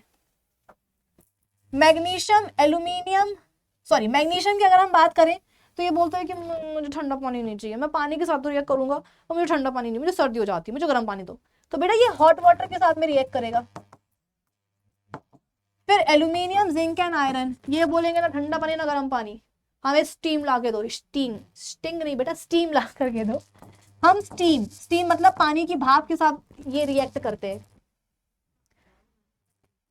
Lead, copper, mercury, silver, gold, platinum, ये बोलते हैं कि मुझे माफ करना ओम साई राम, हम तो रिएक्ट करेंगे ही नहीं, ना ठंडा पानी ना गर्म पानी ना स्टीम, तो ये रिएक्ट करेंगे ही नहीं। Do not react with cold water, hot water और स्टीम, कुछ भी दे दो ये बोलेंगे हमें नहीं करना, ठीक है। अब जब सोडियम पोटेशियम कैल्शियम रिएक्ट करते हैं बेटा, इनफैक्ट मैग्नीशियम तक ले लो, sodium potassium calcium and magnesium जब ये रिएक्ट करते हैं पानी के साथ तो क्या बनते हैं, इनके ऑक्साइड्स बनते हैं, सॉरी इनके हाइड्रोक्साइड्स बनते हैं, ठीक है, इनके हाइड्रोक्साइड्स बनते हैं और साथ में क्या बनती है, हाइड्रोजन गैस बनती है। तो सोडियम पोटेशियम कैल्शियम मैग्नीशियम जब ये रिएक्ट करेंगे पानी के साथ तो इनके हाइड्रोक्साइड्स बनेंगे रिस्पेक्टिव और साथ में निकलेगी हाइड्रोजन गैस। जब एल्यूमिनियम, जिंक और आयरन रिएक्ट करेंगे, ठीक है बेटा, तो क्या होगा, इनके ऑक्साइड्स बनेंगे और साथ में बनेगी हाइड्रोजन गैस। इसलिए मैंने आपसे कहा था कि जब मेटल्स रिएक्ट करते हैं पानी के साथ तो या तो इनके ऑक्साइड्स बनते हैं या तो इनके हाइड्रोक्साइड्स बनते हैं, लेकिन हाइड्रोजन गैस तो बनेगी ही बनेगी। अब आपको समझ में आया किसके हाइड्रोक्साइड्स बनेंगे, किसके ऑक्साइड्स बनेंगे, जो ऊपर आ रहे हैं उनके हाइड्रोक्साइड्स, और जो ये अपने एल्यूमिनियम, जिंक एंड आयरन है इनके ऑक्साइड्स बनेंगे। मतलब ये समझ लो जो स्टीम के साथ में रिएक्ट कर रहे हैं उनके ऑक्साइड्स बनेंगे, बाकी ठंडे गर्म पानी के साथ जो कर रहे हैं उनके हाइड्रोक्साइड्स बनेंगे, ठीक है। आ जाओ, तो ये वाली बात समझ में आ गई सभी को। अब बस 2-3 सवाल और आते हैं इस टॉपिक से, वो अपन को देखने हैं। देखो सोडियम पोटेशियम ये तो है ही बेटा पगले से, है ना, वही है कि खुली हवा में रखोगे तो आग पकड़ लेंगे, ठंडे पानी में डालोगे बेटा तो ठंडे पानी में भी रह करके क्या करेंगे, आग पकड़ लेंगे। अब सवाल यही उठता है कि भाई अगर सोडियम पोटेशियम को ठंडे पानी में भी हम डाल रहे हैं तो आग क्यों पकड़ती है। सुनो मेरी बात बेटा, जब सोडियम पोटेशियम जाते हैं ठंडे पानी में इनके रिस्पेक्टिव हाइड्रोक्साइड्स तो बनते ही हैं, लेकिन साथ में क्या बनती है बेटा, हाइड्रोजन गैस भी बनती है। और ये जो हाइड्रोजन गैस है बेटा, this is highly flammable gas, मतलब हाइड्रोजन गैस वैसे भी क्या होती है, फ्लेमेबल गैस होती है, जल्दी आग पकड़ती है। अब होता क्या है कि जब इनकी रिएक्शन होती है मेटल्स की ठंडे पानी के साथ में तो ढेर सारी क्या होती है बेटा, हीट एनर्जी भी निकलती है, इवॉल्व होती है, ढेर सारी हीट एनर्जी भी इवॉल्व होती है। तो ये जो हाइड्रोजन गैस बन रही है ना बेटा, ये गैस पता है क्या करेगी, इतनी चंट होती है ये, इसी हीट को अब्सॉर्ब कर लेगी। ये बोलेगी अच्छा हीट बन रही है, अच्छा ज्यादा हीट बन रही है तो मैं ज्यादा हीट अब्सॉर्ब करूंगी, और ज्यादा हीट एनर्जी अब्सॉर्ब करने के बाद ये कहाँ आ जाती है, पानी के सरफेस पे आ जाती है। ये आ जाती है पानी के सरफेस पर, और पानी के सरफेस पर क्या होता है, इसको मिलती है एयर, और एयर में प्रेजेंट ऑक्सीजन। तो बस हाइड्रोजन गैस ने क्या करा, हीट एनर्जी को अब्सॉर्ब किया, सरफेस पे आ गई, पानी के ऊपर क्या मिल रही है उसको, एयर में प्रेजेंट ऑक्सीजन मिल रही है। तो ऑक्सीजन के साथ में बेटा ये हाइड्रोजन गैस क्या करती है, ये हाइड्रोजन गैस रिएक्ट कर जाती है, यानी कि आग पकड़ जाती है। तो देखा जाए तो प्रॉब्लम किस में है, सोडियम पोटेशियम में इतनी नहीं है, हाइड्रोजन गैस में ज्यादा प्रॉब्लम है, क्योंकि आग तो पहले वही पकड़ रही है, हीट एनर्जी को अब्सॉर्ब करके ऊपर आ गई सरफेस पे, एयर में ऑक्सीजन जो है उसके साथ में रिएक्ट कर गई, आग पकड़ ली। तो देखो सोडियम पोटेशियम को पानी में डाल दे तो भी क्या करते हैं, वो आग पकड़ लेते हैं नालायक। कैल्शियम भी ठंडे पानी के साथ में रिएक्ट करता है, उसका हाइड्रोक्साइड बनेगा, हाइड्रोजन गैस निकलेगी। लेकिन यहां पर माइक ने भी बोला कि मैम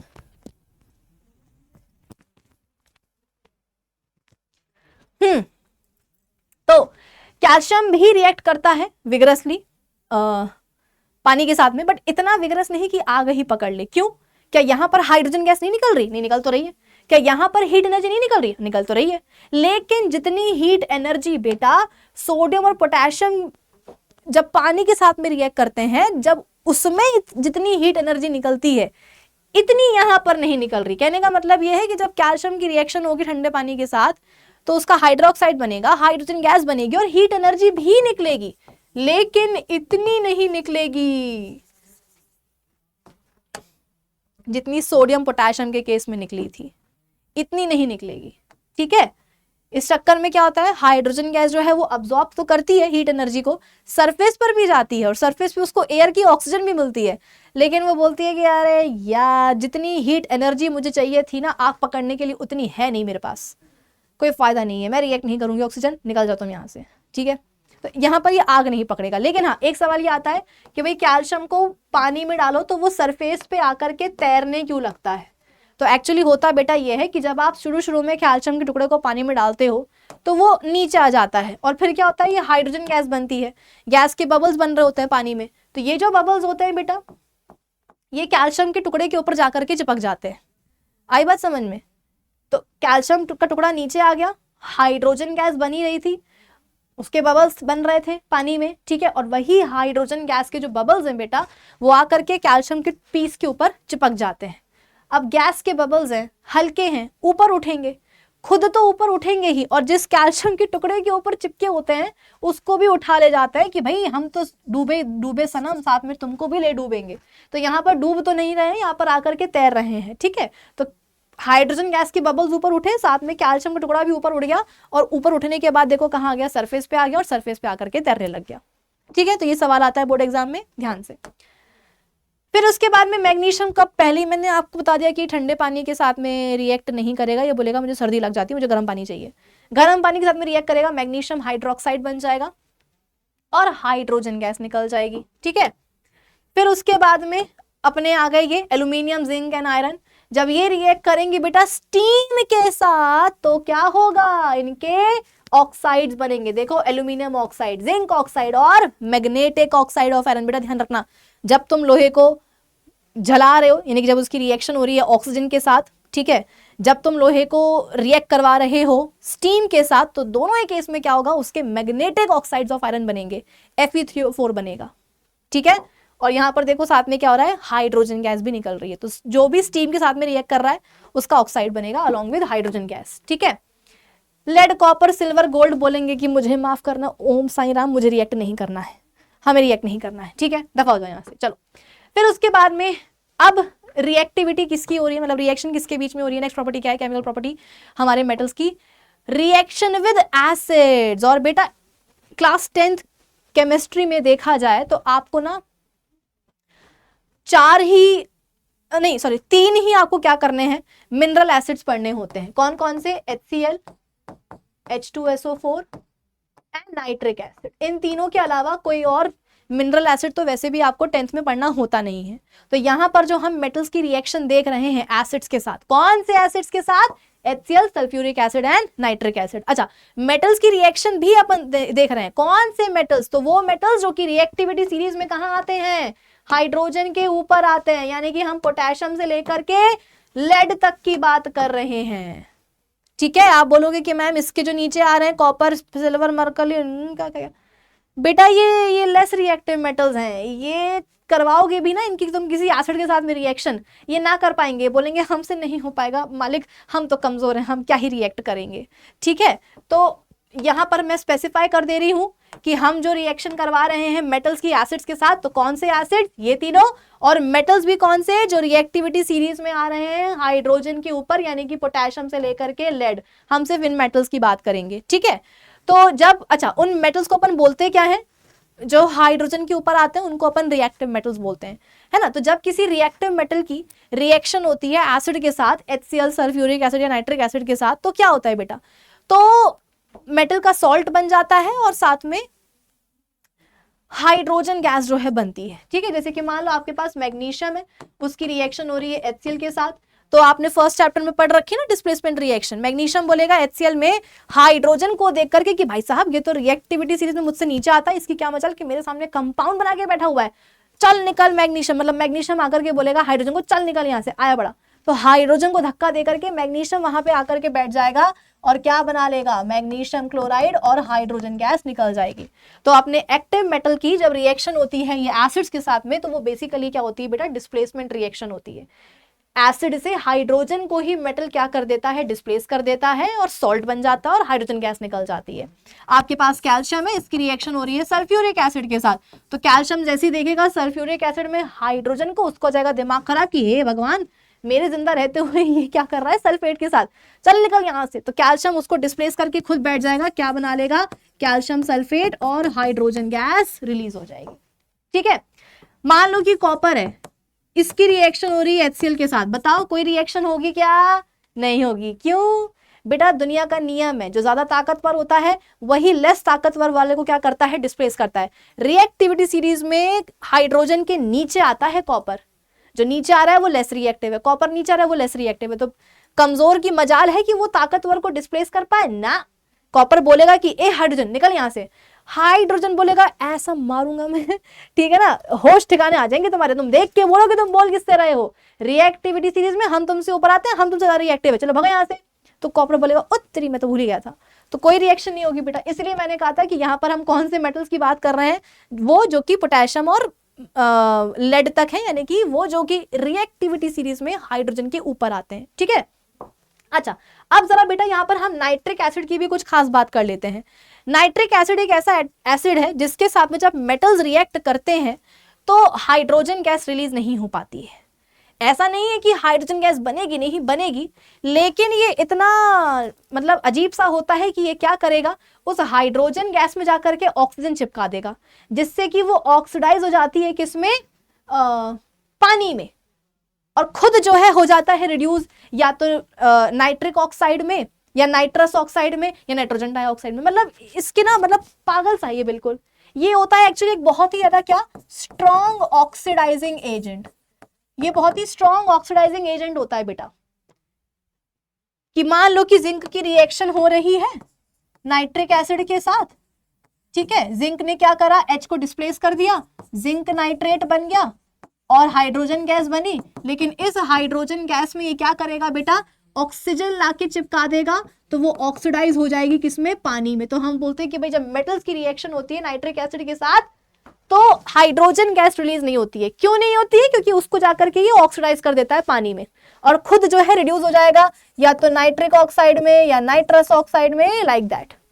लेकिन दो ऐसे मेटल्स होते हैं बेटा जो हार नहीं मानते हैं, वो बोलेंगे कि अच्छा नाइट्रिक एसिड ऐसा कर रहा है, अब इसको सबक सिखाते हैं। तो वो क्या करेंगे, नाइट्रिक एसिड के वेरी वेरी डाइल्यूट सोल्यूशन के साथ जाकर के रिएक्ट कर जाएंगे, और रिएक्ट करने के बाद वहां पर क्या करेंगे, हाइड्रोजन गैस रिलीज करवा ही देंगे। और वो दोनों मेटल्स होते हैं मैग्नीशियम एंड मैग्नीज। ठीक है, मैग्नीशियम एंड मैग्नीज, ये दोनों ऐसे होते हैं बेटा, ठीक है, ये दोनों ऐसे मेटल्स होते हैं, कहाँ गया, ये देखो, ये दोनों ऐसे मेटल्स होते हैं जो कि नाइट्रिक एसिड के वेरी वेरी डाइल्यूट सोल्यूशन के साथ भी रिएक्ट करके क्या करेंगे, हाइड्रोजन गैस रिलीज करवा ही देंगे।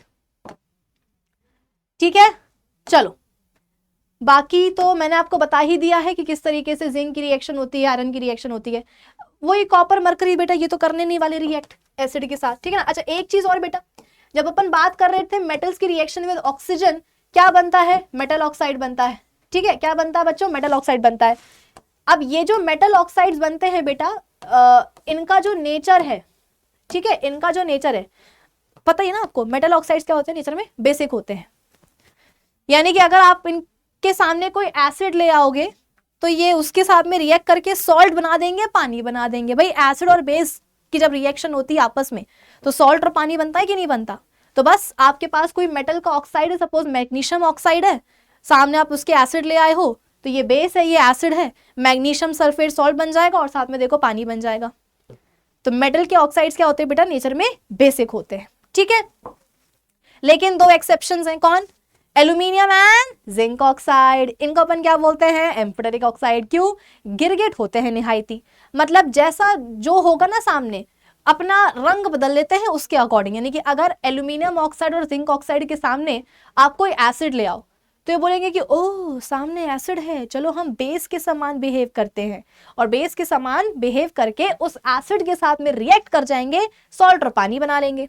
और अगर इनके सामने मैग्नीशियम और एल्यूमिनियम ऑक्साइड के सामने अगर आप एक बेस ले आओ तो ये बोलेंगे अच्छा सामने बेस है, ठीक है, हम एसिड के समान बिहेव करेंगे, और एसिड के समान बिहेव करके उस बेस के साथ में रिएक्ट करते हैं और सॉल्ट और पानी बना लेते हैं, इसलिए अपन को क्या बोलते हैं बेटा, एम्फोटेरिक ऑक्साइड्स बोलते हैं। ये देखो एल्यूमिनियम ऑक्साइड सामने एसिड है, बेस के समान रिएक्ट करेगा, बिहेव करेगा, सॉल्ट बन जाएगा, पानी बन जाएगा, एल्यूमिनियम क्लोराइड बन गया और पानी बन गया। अब देखो इसके सामने कौन है, सोडियम हाइड्रोक्साइड, ये बेस है, तो अब ये एसिड के जैसे बिहेव करेगा और क्या बन जाएगा, अगेन सॉल्ट एंड पानी बनेगा। कौन सा सॉल्ट बनेगा, सोडियम एल्यूमिनेट। फॉर्मूला क्या होता है, NaAlO2। मैं इसको ऐसे याद करवाती हूं कि सोडियम बोलता है ऑक्सीजन से कि मेरे नाल आके बैठ जा। नाल मतलब पंजाबी में होता है पास आके बैठ जा, ठीक है। तो सोडियम बोलता है ऑक्सीजन से मेरे नाल आ जा, मेरे नाल आ जा, मेरे पास आ जा, तो नाल ऑक्सीजन, ऐसा मतलब याद कर सकते हो। चलो फिर इसके बाद में जिंक ऑक्साइड, इसकी रिएक्शन हो रही है HCl के साथ, तो सामने एसिड है तो ये बेस बन जाएगा, जिंक क्लोराइड सॉल्ट बन जाएगा, साथ में पानी बन जाएगा। अब देखो इसके सामने बेस है तो अब ये एसिड बन जाएगा, सॉल्ट बनेगा, सोडियम जिंकेट Na2ZnO2 और साथ में क्या बनेगा, पानी बनेगा, ठीक है। चलिए अब बढ़ते हैं आगे, नेक्स्ट प्रॉपर्टी पर हम आते हैं। रिएक्शन हो गई है मेटल्स की ऑक्सीजन के साथ, पानी के साथ और एसिड्स के साथ। अच्छा हाँ, यहाँ पर बेटा एक एक्वा रीजिया भी होता है, इसको अपन रॉयल वाटर बोलते हैं। ये फ्यूमिंग लिक्विड होता है और ये कैसे बनता है, देखो ये बनता कैसे है, 3:1, ठीक है। 3 पार्ट्स लेते हैं कॉन्सेंट्रेटेड HCl के और 1 पार्ट लेते हैं कॉन्सेंट्रेटेड किसका, नाइट्रिक एसिड का। So a mixture of concentrated HCl and concentrated nitric acid taken in the ratio of 3:1 by volume। तो मिक्सचर बनेगा, उसको अपन एक्वा रीजिया बोलते हैं, रॉयल वाटर। और ये काफी फ्यूमिंग कोरोसिव लिक्विड होता है बेटा, ये इतना खतरनाक होता है कि तुम इसमें अगर सोना चांदी भी डालोगे ना तो सोना चांदी भी इसके साथ में रिएक्ट कर जाएगा। जनरली अपन बोलते हैं कि भाई गोल्ड सिल्वर प्लेटिनम कहाँ रिएक्ट करते हैं, एसिड के साथ में, लेकिन क्योंकि ये 2 कॉन्सेंट्रेटेड एसिड्स का क्या है, मिक्सचर है, तो फिर ये आग लगा देगा, मतलब उनको भी अपने अंदर डिसॉल्व कर लेता है, इतना गंदा होता है, ठीक है। चलिए नेक्स्ट है आपका क्या बेटा, नॉन मेटल्स की केमिकल प्रॉपर्टीज। और जैसा कि मैंने आपसे कहा कि आपकी एनसीईआरटी खुद ही ज्यादा बात नहीं करती है तो हम भी ज्यादा बात नहीं करेंगे, ठीक है। हाँ लेकिन ये तो मैं आपको बता ही देती हूँ कि जो अपने नॉन मेटल्स होते हैं बेटा, ये जो है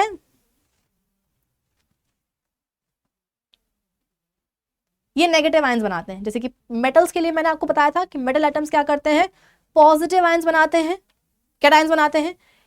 जो नॉन मेटल के एटम्स हैं ये नेगेटिव आयंस बनाते हैं, ये एनायंस बनाते हैं। क्यों, क्योंकि जिनके एटम्स होते हैं बेटा उनमें वैलेंस इलेक्ट्रॉन्स पता है कितने होते हैं, इनमें वैलेंस इलेक्ट्रॉन्स होते हैं 4, 5, 6, 7।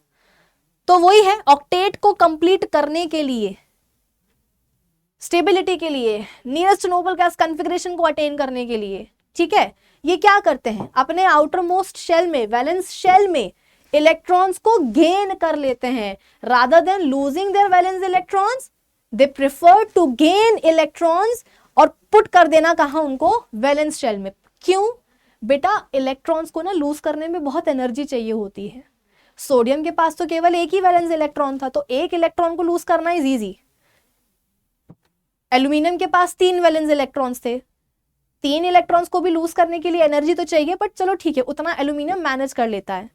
लेकिन अगर आप जैसे कार्बन को बोलो, है ना, कार्बन का एटॉमिक नंबर 6 होता है, इलेक्ट्रॉनिक कन्फिगरेशन होता है 2,4, उसको बोलो कि बेटा तुम क्या करो, तुम 4 इलेक्ट्रॉन्स को लूज कर दो, तो तुम्हारा क्या होगा, डुप्लेट तो कंप्लीट हो जाएगा, तुम स्टेबल हो जाओगे हीलियम की तरह। तो ये बोलेगा ना 4 इलेक्ट्रॉन्स को लूज करने में बहुत एनर्जी जाती है, मेरे पास नहीं थी इतनी एनर्जी। तुमने बोला क्लोरीन को, उसके आउटर मोस्ट शेल में 7 वैलेंस इलेक्ट्रॉन्स होते हैं, तुमने उसको बोला कि भाई ऑक्टेट कंप्लीट करना है, 8 होने चाहिए आउटर मोस्ट शेल में इलेक्ट्रॉन्स, तुम्हारे पास 7 है, लूज कर दो। तो बोलेगा इतनी एनर्जी नहीं है मेरे पास कि मैं 7 इलेक्ट्रॉन्स को लूज करूं।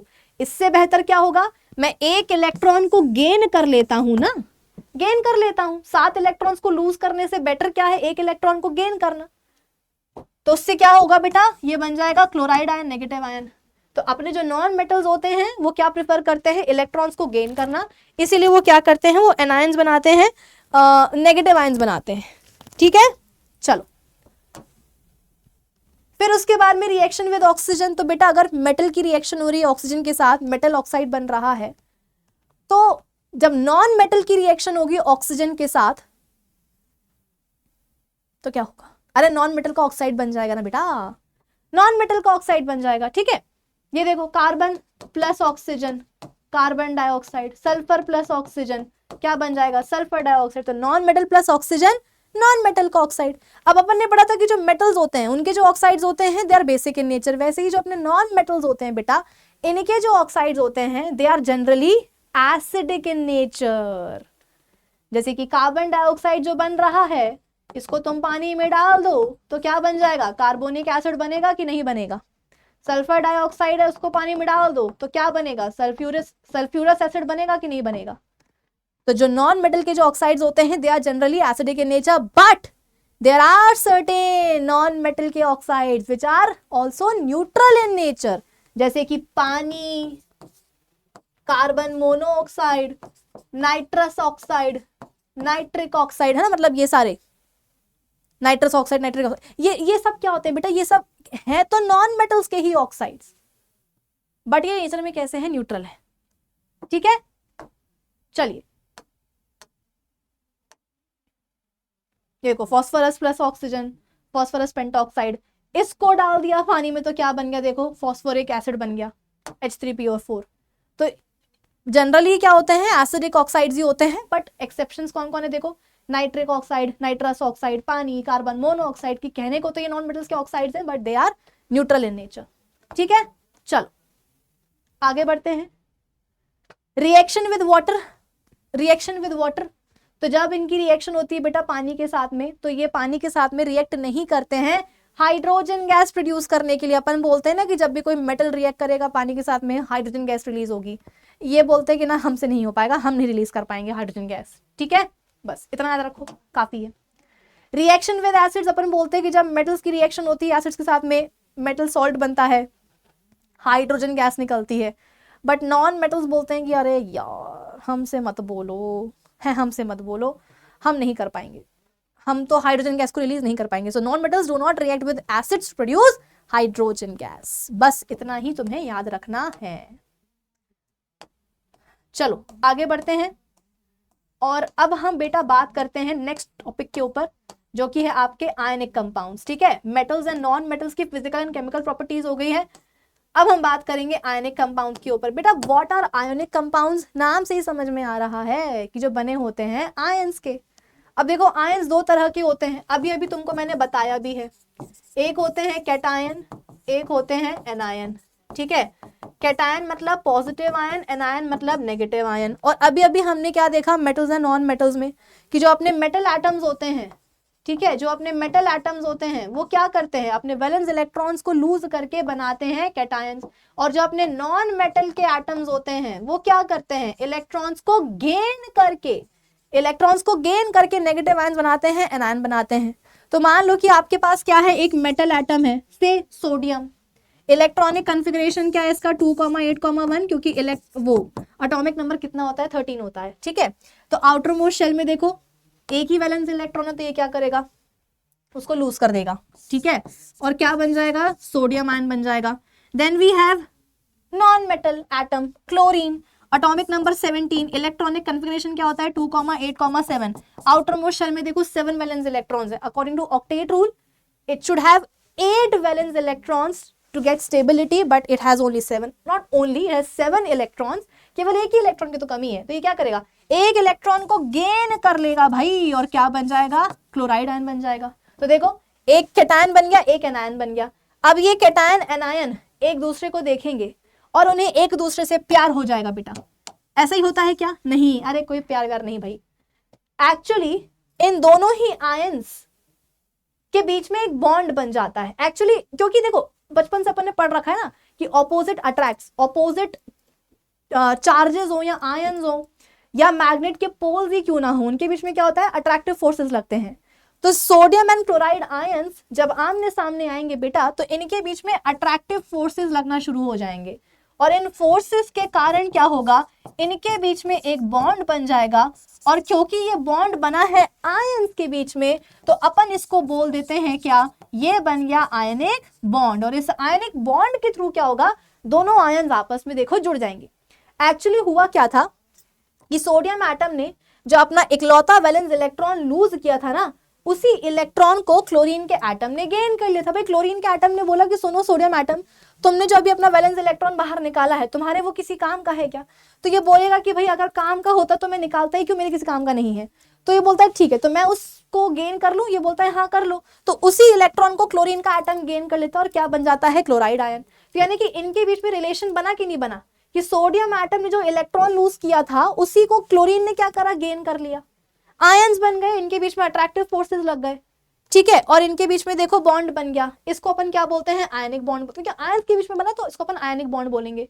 और इसी तरीके से क्या होता है, कई सारे सोडियम आयंस आएंगे, कई सारे क्लोराइड आयंस आएंगे, उनके बीच में आयनिक बॉन्ड्स बन जाएंगे। जब वो इकट्ठा होंगे तो आपके सामने क्या बन जाएगा, एक बड़ा सा कंपाउंड बन जाएगा जिसको आप बोलोगे आयनिक कंपाउंड, ठीक है। चलो अब तुम्हारे सिलेबस में क्या है बेटा, आयनिक कंपाउंड्स की कुछ प्रॉपर्टीज है जिनके ऊपर बोर्ड एग्जाम में भी सवाल बनते हैं। तो आज अपन फटाफट से क्या करते हैं, उन प्रॉपर्टीज को डिस्कस कर लेते हैं।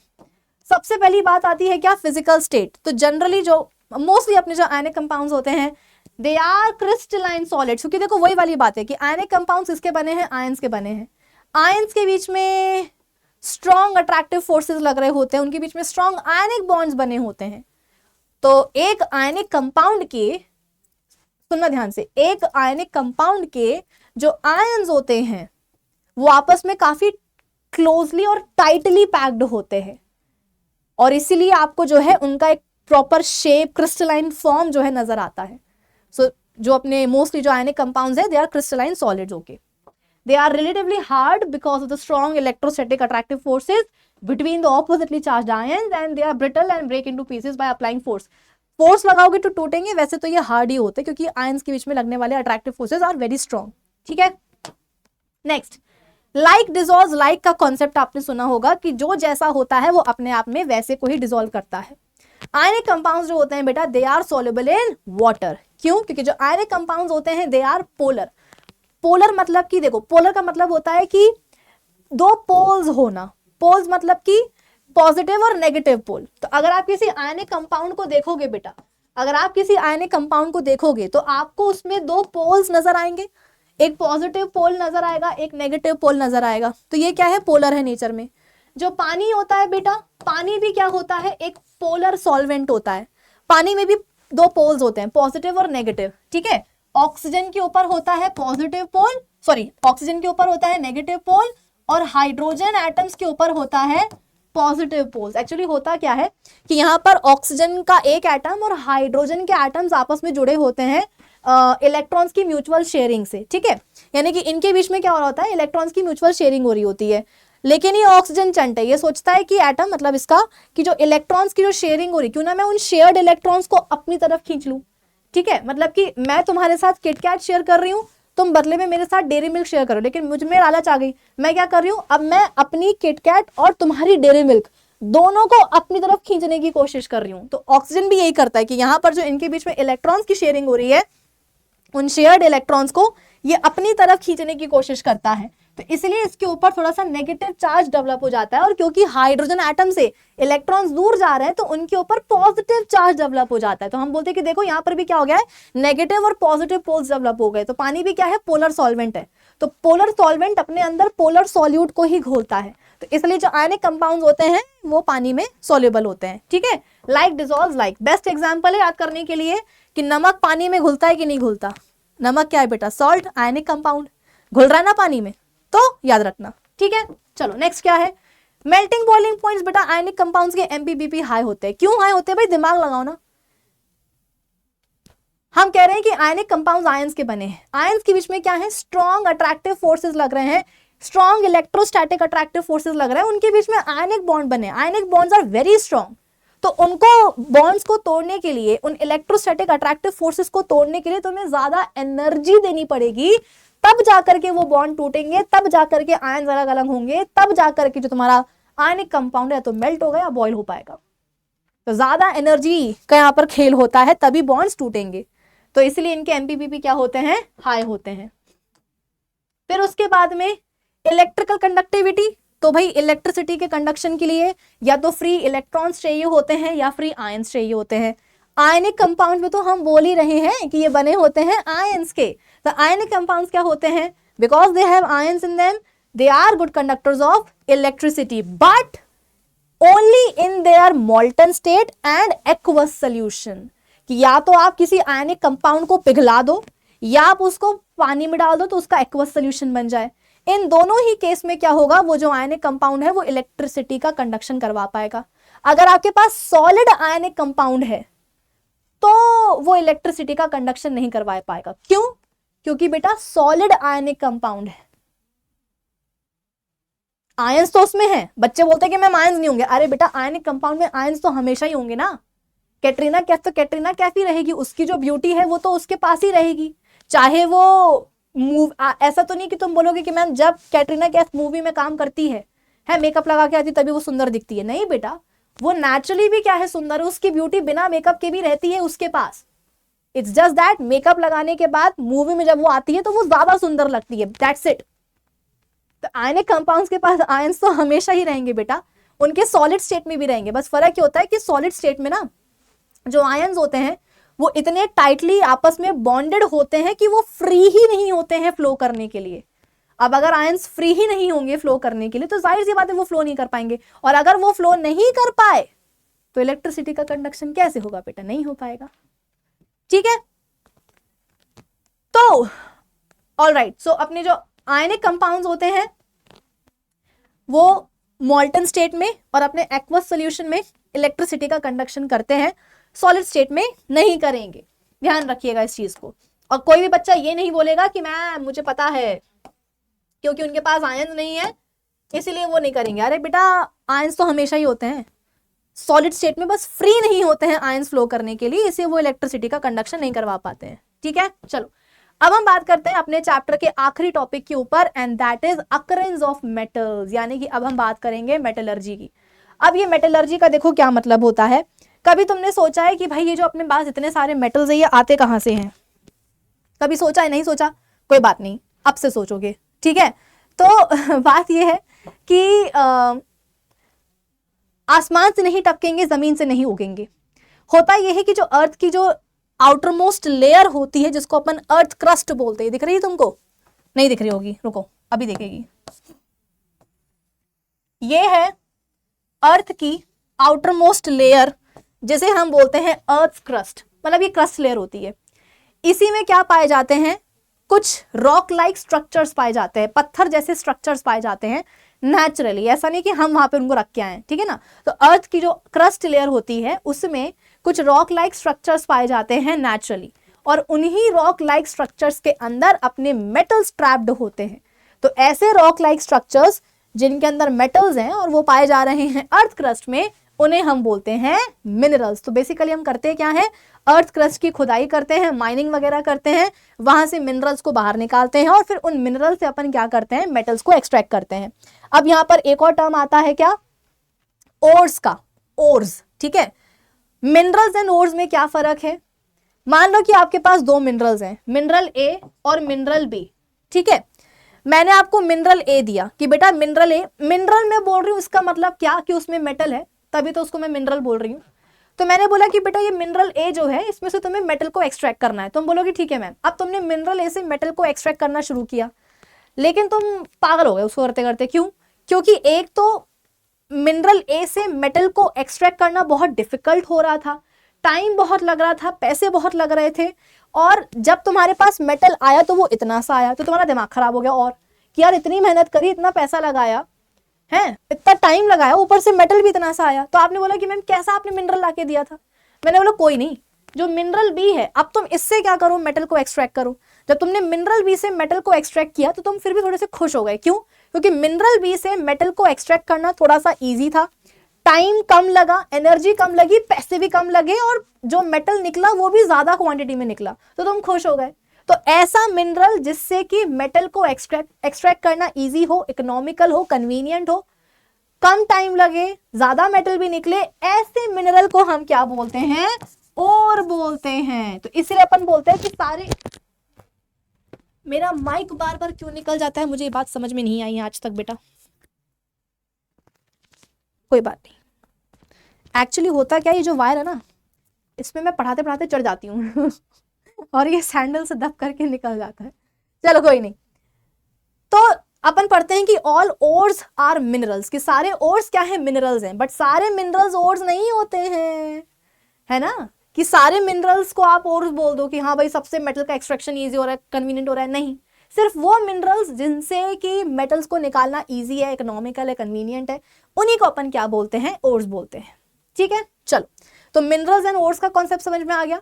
तो होता यह है कि आप अर्थ क्रस्ट की खुदाई कर रहे हो, माइनिंग कर रहे हो, मिनरल बाहर निकाल रहे हो, ओर बाहर निकाल रहे हो, मेटल को उससे बाहर निकाल रहे हो, मेटल फिर जो आया है वो गंदा है, उसको आपको रिफाइन करना पड़ेगा। तो इस एंटायर प्रोसेस को अपन क्या बोलते हैं बेटा, मेटलर्जी बोलते हैं, कि माइनिंग करके मिनरल को बाहर निकालना, ओर को बाहर निकालना, उससे मेटल को एक्सट्रैक्ट करना, फिर मेटल को रिफाइन भी करना, this entire process is known as metallurgy.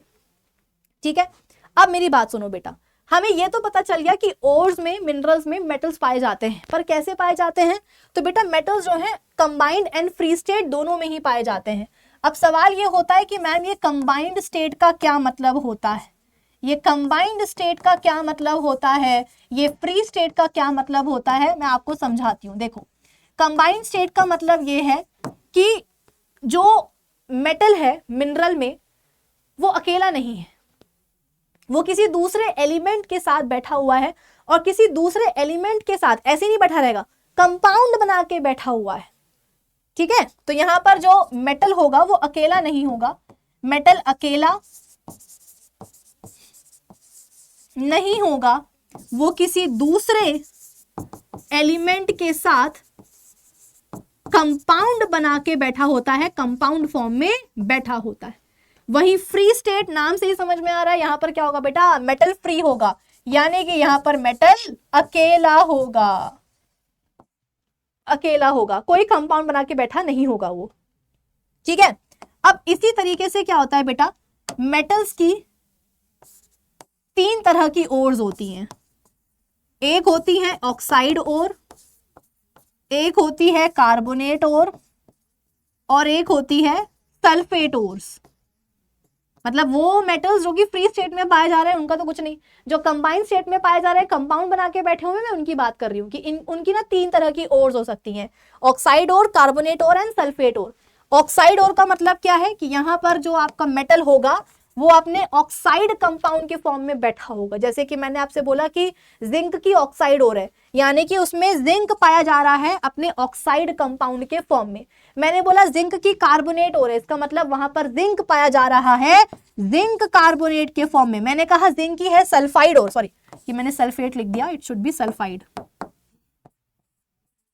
ठीक है, मैंने बोला कि जिंक की क्या है, सल्फाइड ओर है, यानी कि उसमें जिंक बैठा है सल्फाइड कंपाउंड के फॉर्म में।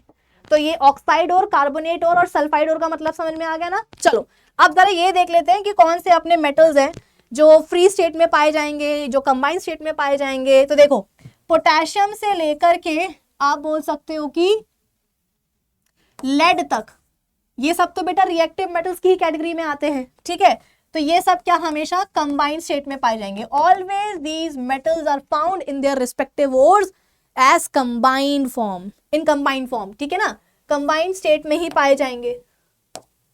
अरे हटो ना। अगर हम बात करेंगे कॉपर की, मरकरी की एंड सिल्वर की, तो बेटा इनकी कंबाइंड ओर्स भी होती हैं, और मतलब ये अपनी ओर्स में कंबाइंड स्टेट में भी पाए जाते हैं और फ्री स्टेट में भी पाए जाते हैं। गोल्ड एंड प्लेटिनम की बात करें तो बेटा ये तो लीस्ट रिएक्टिव मेटल्स हैं, तो ये हमेशा आपको फ्री स्टेट में ही देखने को मिलेंगे। तो gold platinum least reactive metals हैं, हमेशा ही आपको फ्री स्टेट में देखने को मिलेंगे। Copper mercury silver combined state में भी मिल सकते हैं, फ्री स्टेट में भी मिल सकते हैं। Sodium potassium calcium magnesium aluminium zinc iron, ठीक है, लेड, ये सारे रिएक्टिव मेटल्स हैं, तो ये आपको हमेशा कंबाइंड स्टेट में ही देखने को मिलेंगे। ठीक है, अब अपन शुरुआत करते हैं बेटा किसकी, मेटलर्जी प्रोसेस की। कि मेटलर्जी प्रोसेस में सबसे पहली देखो स्टेप क्या होती है। स्टेप नंबर 1 कि आपने अर्थ क्रस्ट से ओर को बाहर निकाल लिया है। ठीक है ना, आपने अर्थ क्रस्ट से ओर को बाहर निकाल लिया है, बट वो ओर कैसी है बेटा, पत्थर के फॉर्म में ना।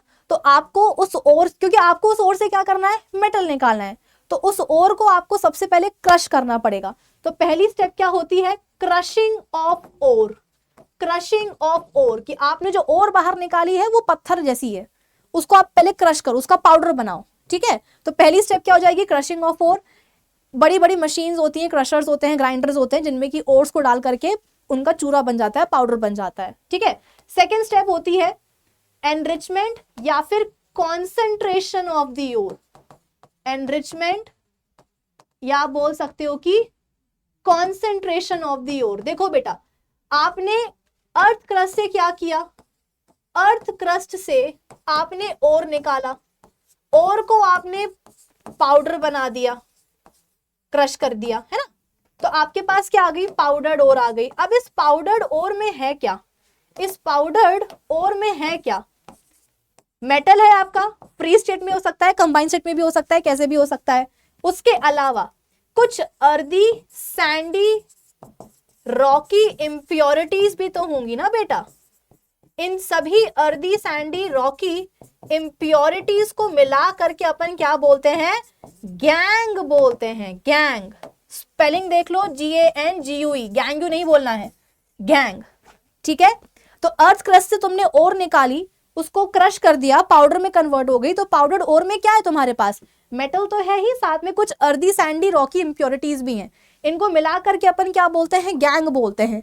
तो इस गैंग का रिमूवल करना बेटा जरूरी है, क्योंकि हमें तो किससे मतलब है, हमें तो मेटल से मतलब है।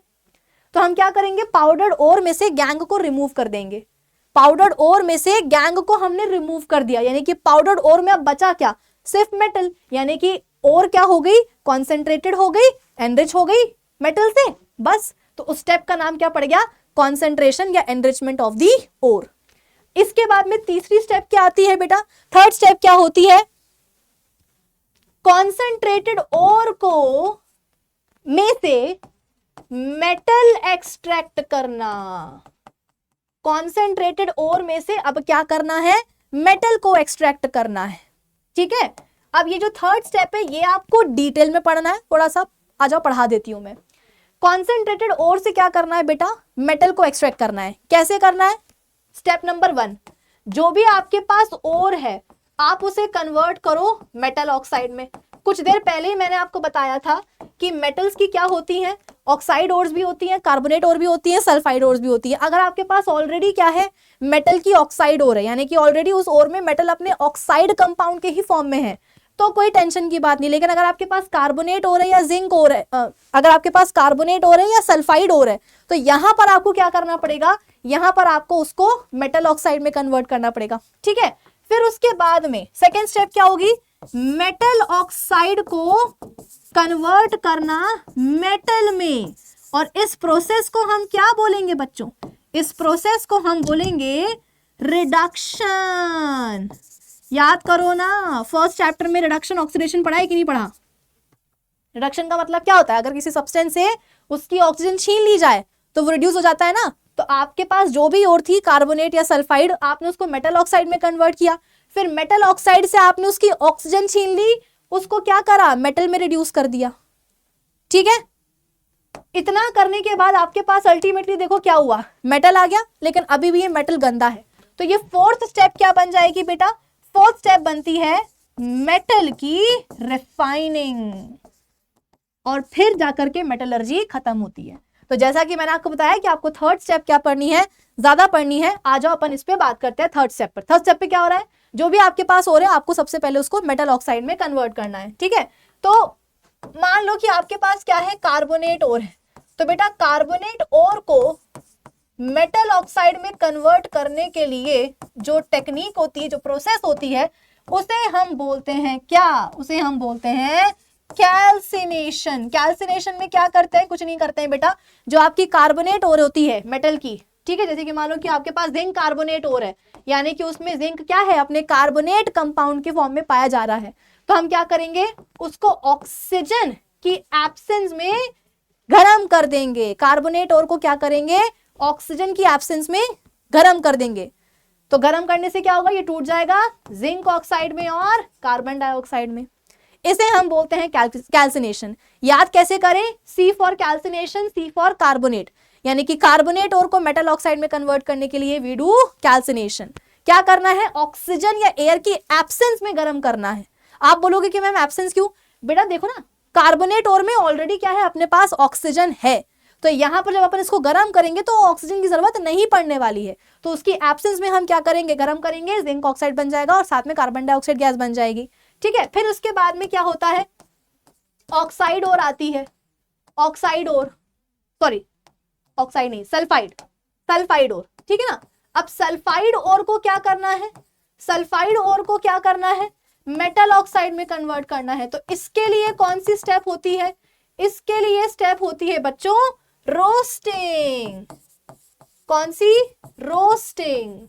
रोस्टिंग में क्या करते हैं, सल्फाइड और को, मान लो कि आपके पास जिंक की सल्फाइड और है, ठीक है, आपको उसको कन्वर्ट करना है मेटल ऑक्साइड में। क्या करोगे, एयर की प्रेजेंस, ऑक्सीजन की प्रेजेंस में क्या करेंगे, गर्म करेंगे, तो जिंक ऑक्साइड बन जाएगा, साथ में सल्फर डाइऑक्साइड गैस बन जाएगी।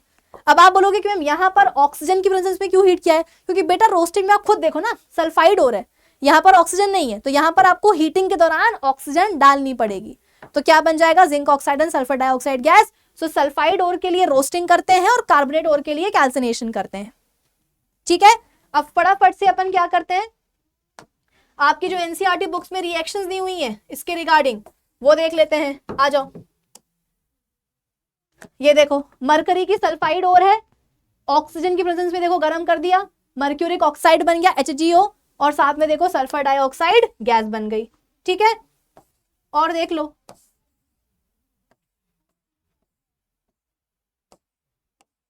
चलो आगे का और बताती हूं मैं आपको। कॉपर वाली भी है, कॉपर वाली भी है कि आपके पास क्या होती है, कॉपर की सल्फाइड और होती है, कॉपर की सल्फाइड और होती है। ठीक है, उसको भी आप क्या करते हो, ऑक्सीजन की प्रेजेंस में गर्म कर देते हो, तो यहां पर जो है ना कॉपर ऑक्साइड बन जाता है। ठीक है, और सल्फर डाइऑक्साइड गैस बन जाती है। देखो इसको ध्यान से देखो सारे बच्चे, जरा मैं पानी पी लूं, फिर आके बताती हूँ, कंटिन्यू करती हूँ।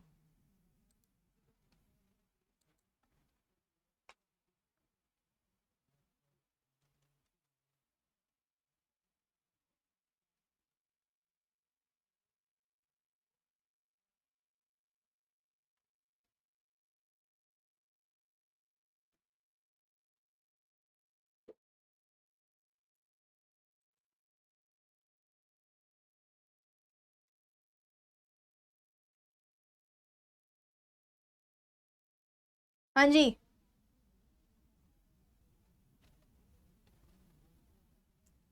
चलो आगे बढ़ते हैं।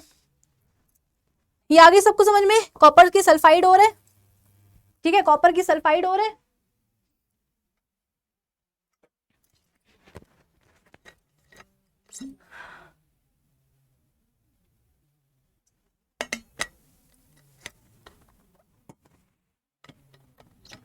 मैं सोच रही थी कि किसी तरीके से तुम्हारे पास एनसीईआरटी यहाँ पे खुल जाए, पर वो हो नहीं पाया। एनीवेज, कॉपर की सल्फाइड और है, रोस्टिंग कर दी, कॉपर ऑक्साइड आ गया, सल्फर डाइऑक्साइड गैस बन गई।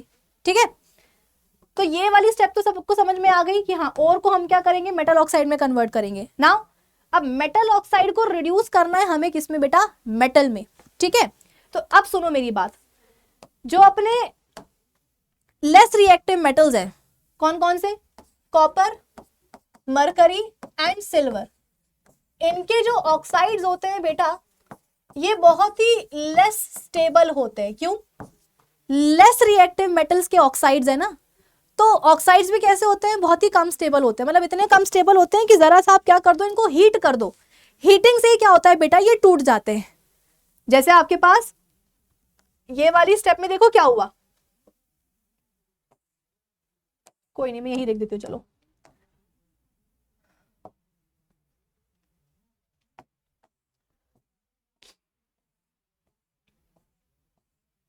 यहां देखो, आपके पास मरकरी की सल्फाइड और थी, आपने रोस्टिंग कर दी, मर्क्यूरिक ऑक्साइड बन गया, सल्फर डाइऑक्साइड गैस बन गई। अब आपके पास मेटल ऑक्साइड तो आ गया, आपको इसको रिड्यूस करना है, पता है क्या करोगे, कुछ नहीं करोगे, बस गरम कर दो, गरम कर दो बस। गरम करने से क्या होगा बेटा, ये टूट जाएगा, क्योंकि लेस रिएक्टिव मेटल का ऑक्साइड है, अनस्टेबल है। तो जरा सा गर्म करोगे उतने में ही ये टूट जाएगा, मरकरी अलग ऑक्सीजन अलग। तो देखो आपके पास क्या हुआ है, मेटल ऑक्साइड से मेटल आ गया। कॉपर वाली रिएक्शन मैंने आपको बताई, कॉपर की आपके पास सल्फाइड हो रहा है, गर्म कर रहे हो, रोस्टिंग कर रहे हो, क्या बन रहा है, copper oxide plus sulphur dioxide gas. ये भी देखो लेस रिएक्टिव मेटल का ऑक्साइड है, इसको भी आपने क्या कर देना है, इसको भी आपने बस गर्म कर देना है। लेस रिएक्टिव मेटल का बेटा ऑक्साइड है, अनस्टेबल है, जरा सा गर्म करोगे उतने में ही टूट जाएगा। तो यहाँ पे देखो क्या बन जाएगा, कॉपर अलग और सल्फर डाइऑक्साइड गैस। तो आपके पास देखो क्या आ रहा है, जो लेस रिएक्टिव मेटल्स हैं इनके जो ऑक्साइड्स हैं इनको रिड्यूस करने के लिए आपको, क्योंकि लेस स्टेबल है, अनस्टेबल है, जरा सा गर्म करोगे उतने में ही टूट जाएंगे, उतने में ही रिड्यूस हो जाएंगे। तो सिवाय हीटिंग के देखो हम और कुछ नहीं कर रहे हैं। फिर हम बात करते हैं किसकी, थोड़े से जो अपने मॉडरेटली रिएक्टिव मेटल्स हैं, जैसे कि आपका आयरन हो गया, ठीक है, आपका जो है मैंगनीज हो गया और जिंक हो गया।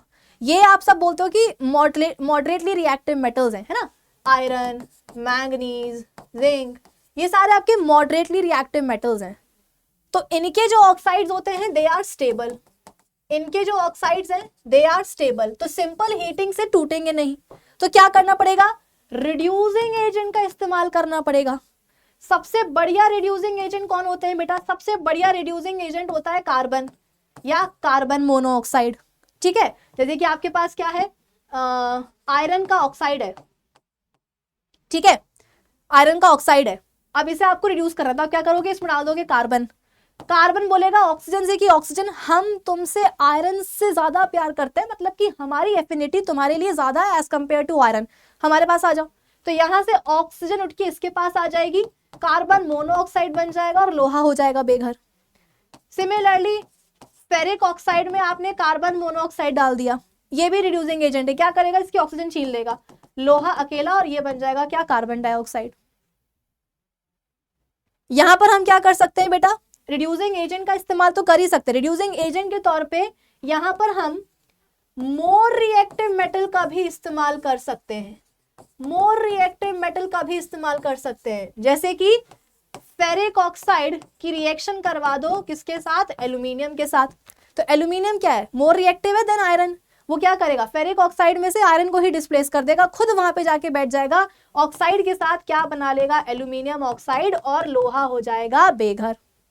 तो ये आपके पास आ गया क्या, मॉल्टन आयरन। मॉल्टन मतलब पिघला हुआ लोहा। बोलोगे मैम पिघल के क्यों आया है, क्योंकि इस रिएक्शन में बेटा इतनी हीट एनर्जी इवॉल्व होती है कि जो लोहा मिलता है वो तुम्हें पिघल के मिलता है, और इसी मॉल्टन लोहे का तुम इस्तेमाल करते हो लोहे के टूटे फूटे पार्ट्स को जोड़ने के लिए, और इसी को आप क्या बोलते हो, थर्माइट रिएक्शन बोलते हो,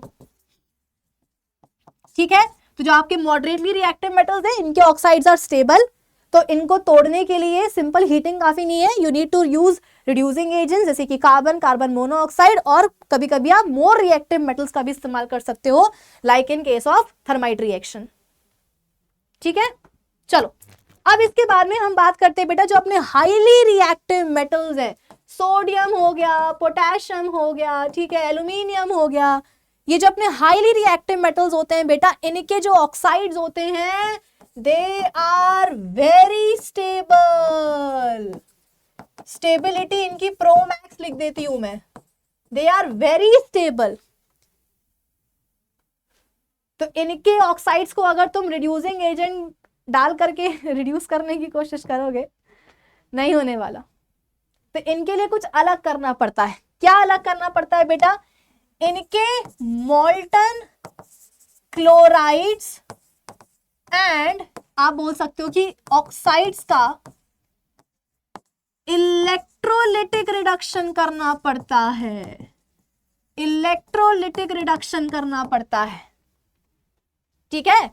सोडियम, पोटेशियम, एल्यूमिनियम बेटा ये हाईली रिएक्टिव मेटल्स हैं, इनके जो ऑक्साइड्स हैं वो बहुत स्टेबल है, तो रिड्यूसिंग एजेंट का भी इस्तेमाल करके कुछ नहीं मिलेगा, इसलिए हमें क्या करना पड़ता है, इनके पिघले हुए क्लोराइड्स या ऑक्साइड्स का हमें इलेक्ट्रोलिटिक रिडक्शन करना पड़ता है।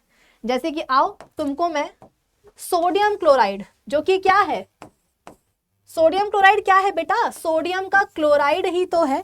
Sodium is a reactive metal, sodium is a reactive metal, तो इसका मैं क्या ले रही हूं, इसका मैं ले रही हूं मॉल्टन क्लोराइड, यानी कि पिघला हुआ क्लोराइड, पिघला हुआ NaCl।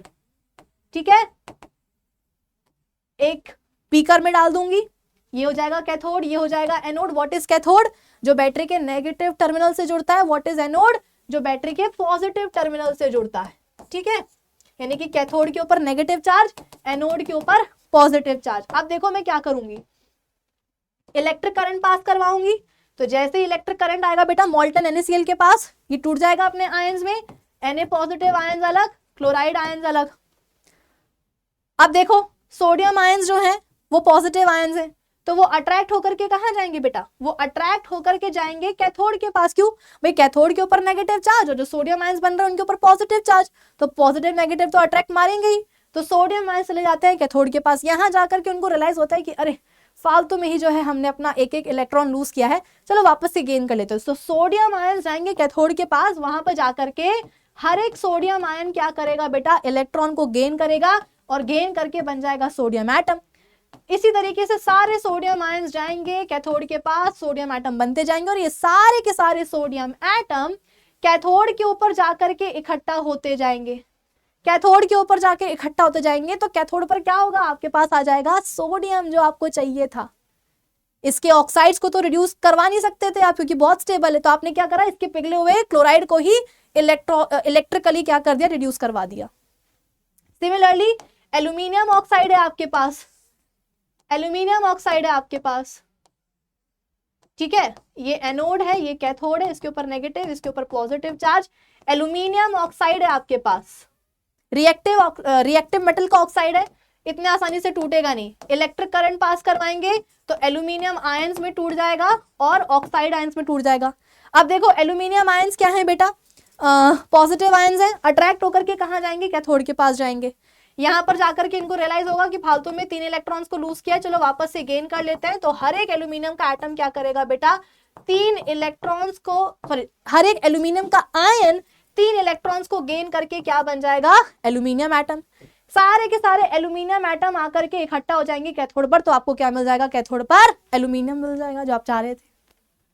ठीक है, चलिए, तो इस तरीके से बेटा हमने ये देख लिया कि जो हमारे मेटल्स होते हैं, ठीक है, यहां पर देखो मैंगनीज डाइऑक्साइड है, एल्यूमिनियम का इस्तेमाल करेंगे क्योंकि एल्यूमिनियम मोर रिएक्टिव है मैंगनीज से, और ये मॉडरेटली रिएक्टिव मेटल का ऑक्साइड है, तो इतने इजीली रिड्यूस नहीं होगा। तो हम क्या कर रहे हैं? एल्यूमिनियम का इस्तेमाल कर रहे हैं रिड्यूस करने के लिए। मैंगनीज बन रहा है और एल्यूमिनियम ऑक्साइड बन रहा है। ठीक है, यहाँ पे देखो थर्माइट रिएक्शन हो रही है। तो इस तरीके से हमें ये पता चल गया है कि हमें क्या करना है। कहाँ गई अपनी वो वाली स्लाइड? यहां थे ना हम। ओर की क्रशिंग कर देनी है, ओर का एनरिचमेंट करना है, फिर कॉन्सेंट्रेटेड ओर से क्या करना है? मेटल को ऑब्टेन करना है। इसको करने की 2 स्टेप्स होती हैं। अगर तुम्हारे पास कार्बोनेट ओर है या सल्फाइड ओर है तो उसे हम कन्वर्ट कर देंगे किसमें? मेटल ऑक्साइड में। मेटल ऑक्साइड तुम्हारे पास आ गया, इसके बाद में हम क्या करेंगे? उसको मेटल में रिड्यूस कर देंगे। आ रही बात समझ में? मेटल ऑक्साइड है तो उसको अपन मेटल में रिड्यूस कर देंगे। पर ये क्या अलग अलग है? जो लेस रिएक्टिव मेटल्स के ऑक्साइड है, सिंपल हीटिंग से मेटल में रिड्यूस हो जाते हैं। मॉडरेटली रिएक्टिव मेटल के ऑक्साइड्स को रिड्यूस करने के लिए you have to use reducing agents. और जो हाईली रिएक्टिव मेटल्स हैं उनके ऑक्साइड्स को आप क्या करोगे? इलेक्ट्रोलिटिक रिडक्शन करके रिड्यूस करवाओगे। लास्ट स्टेप क्या आती है? रिफाइनिंग। बस रिफाइनिंग करके खत्म हो जाती है कहानी मेटलर्जी की। तो बच्चों आज के लेक्चर के लिए इतना ही। आज अपन ने पूरा जो चैप्टर है वो रिवाइज कर लिया है। अब हम मिलेंगे अपने अगले लेक्चर में जहां पर हम कुछ तीसरे चौथे चैप्टर को करेंगे रिवाइज। चलो bye bye guys, see you soon.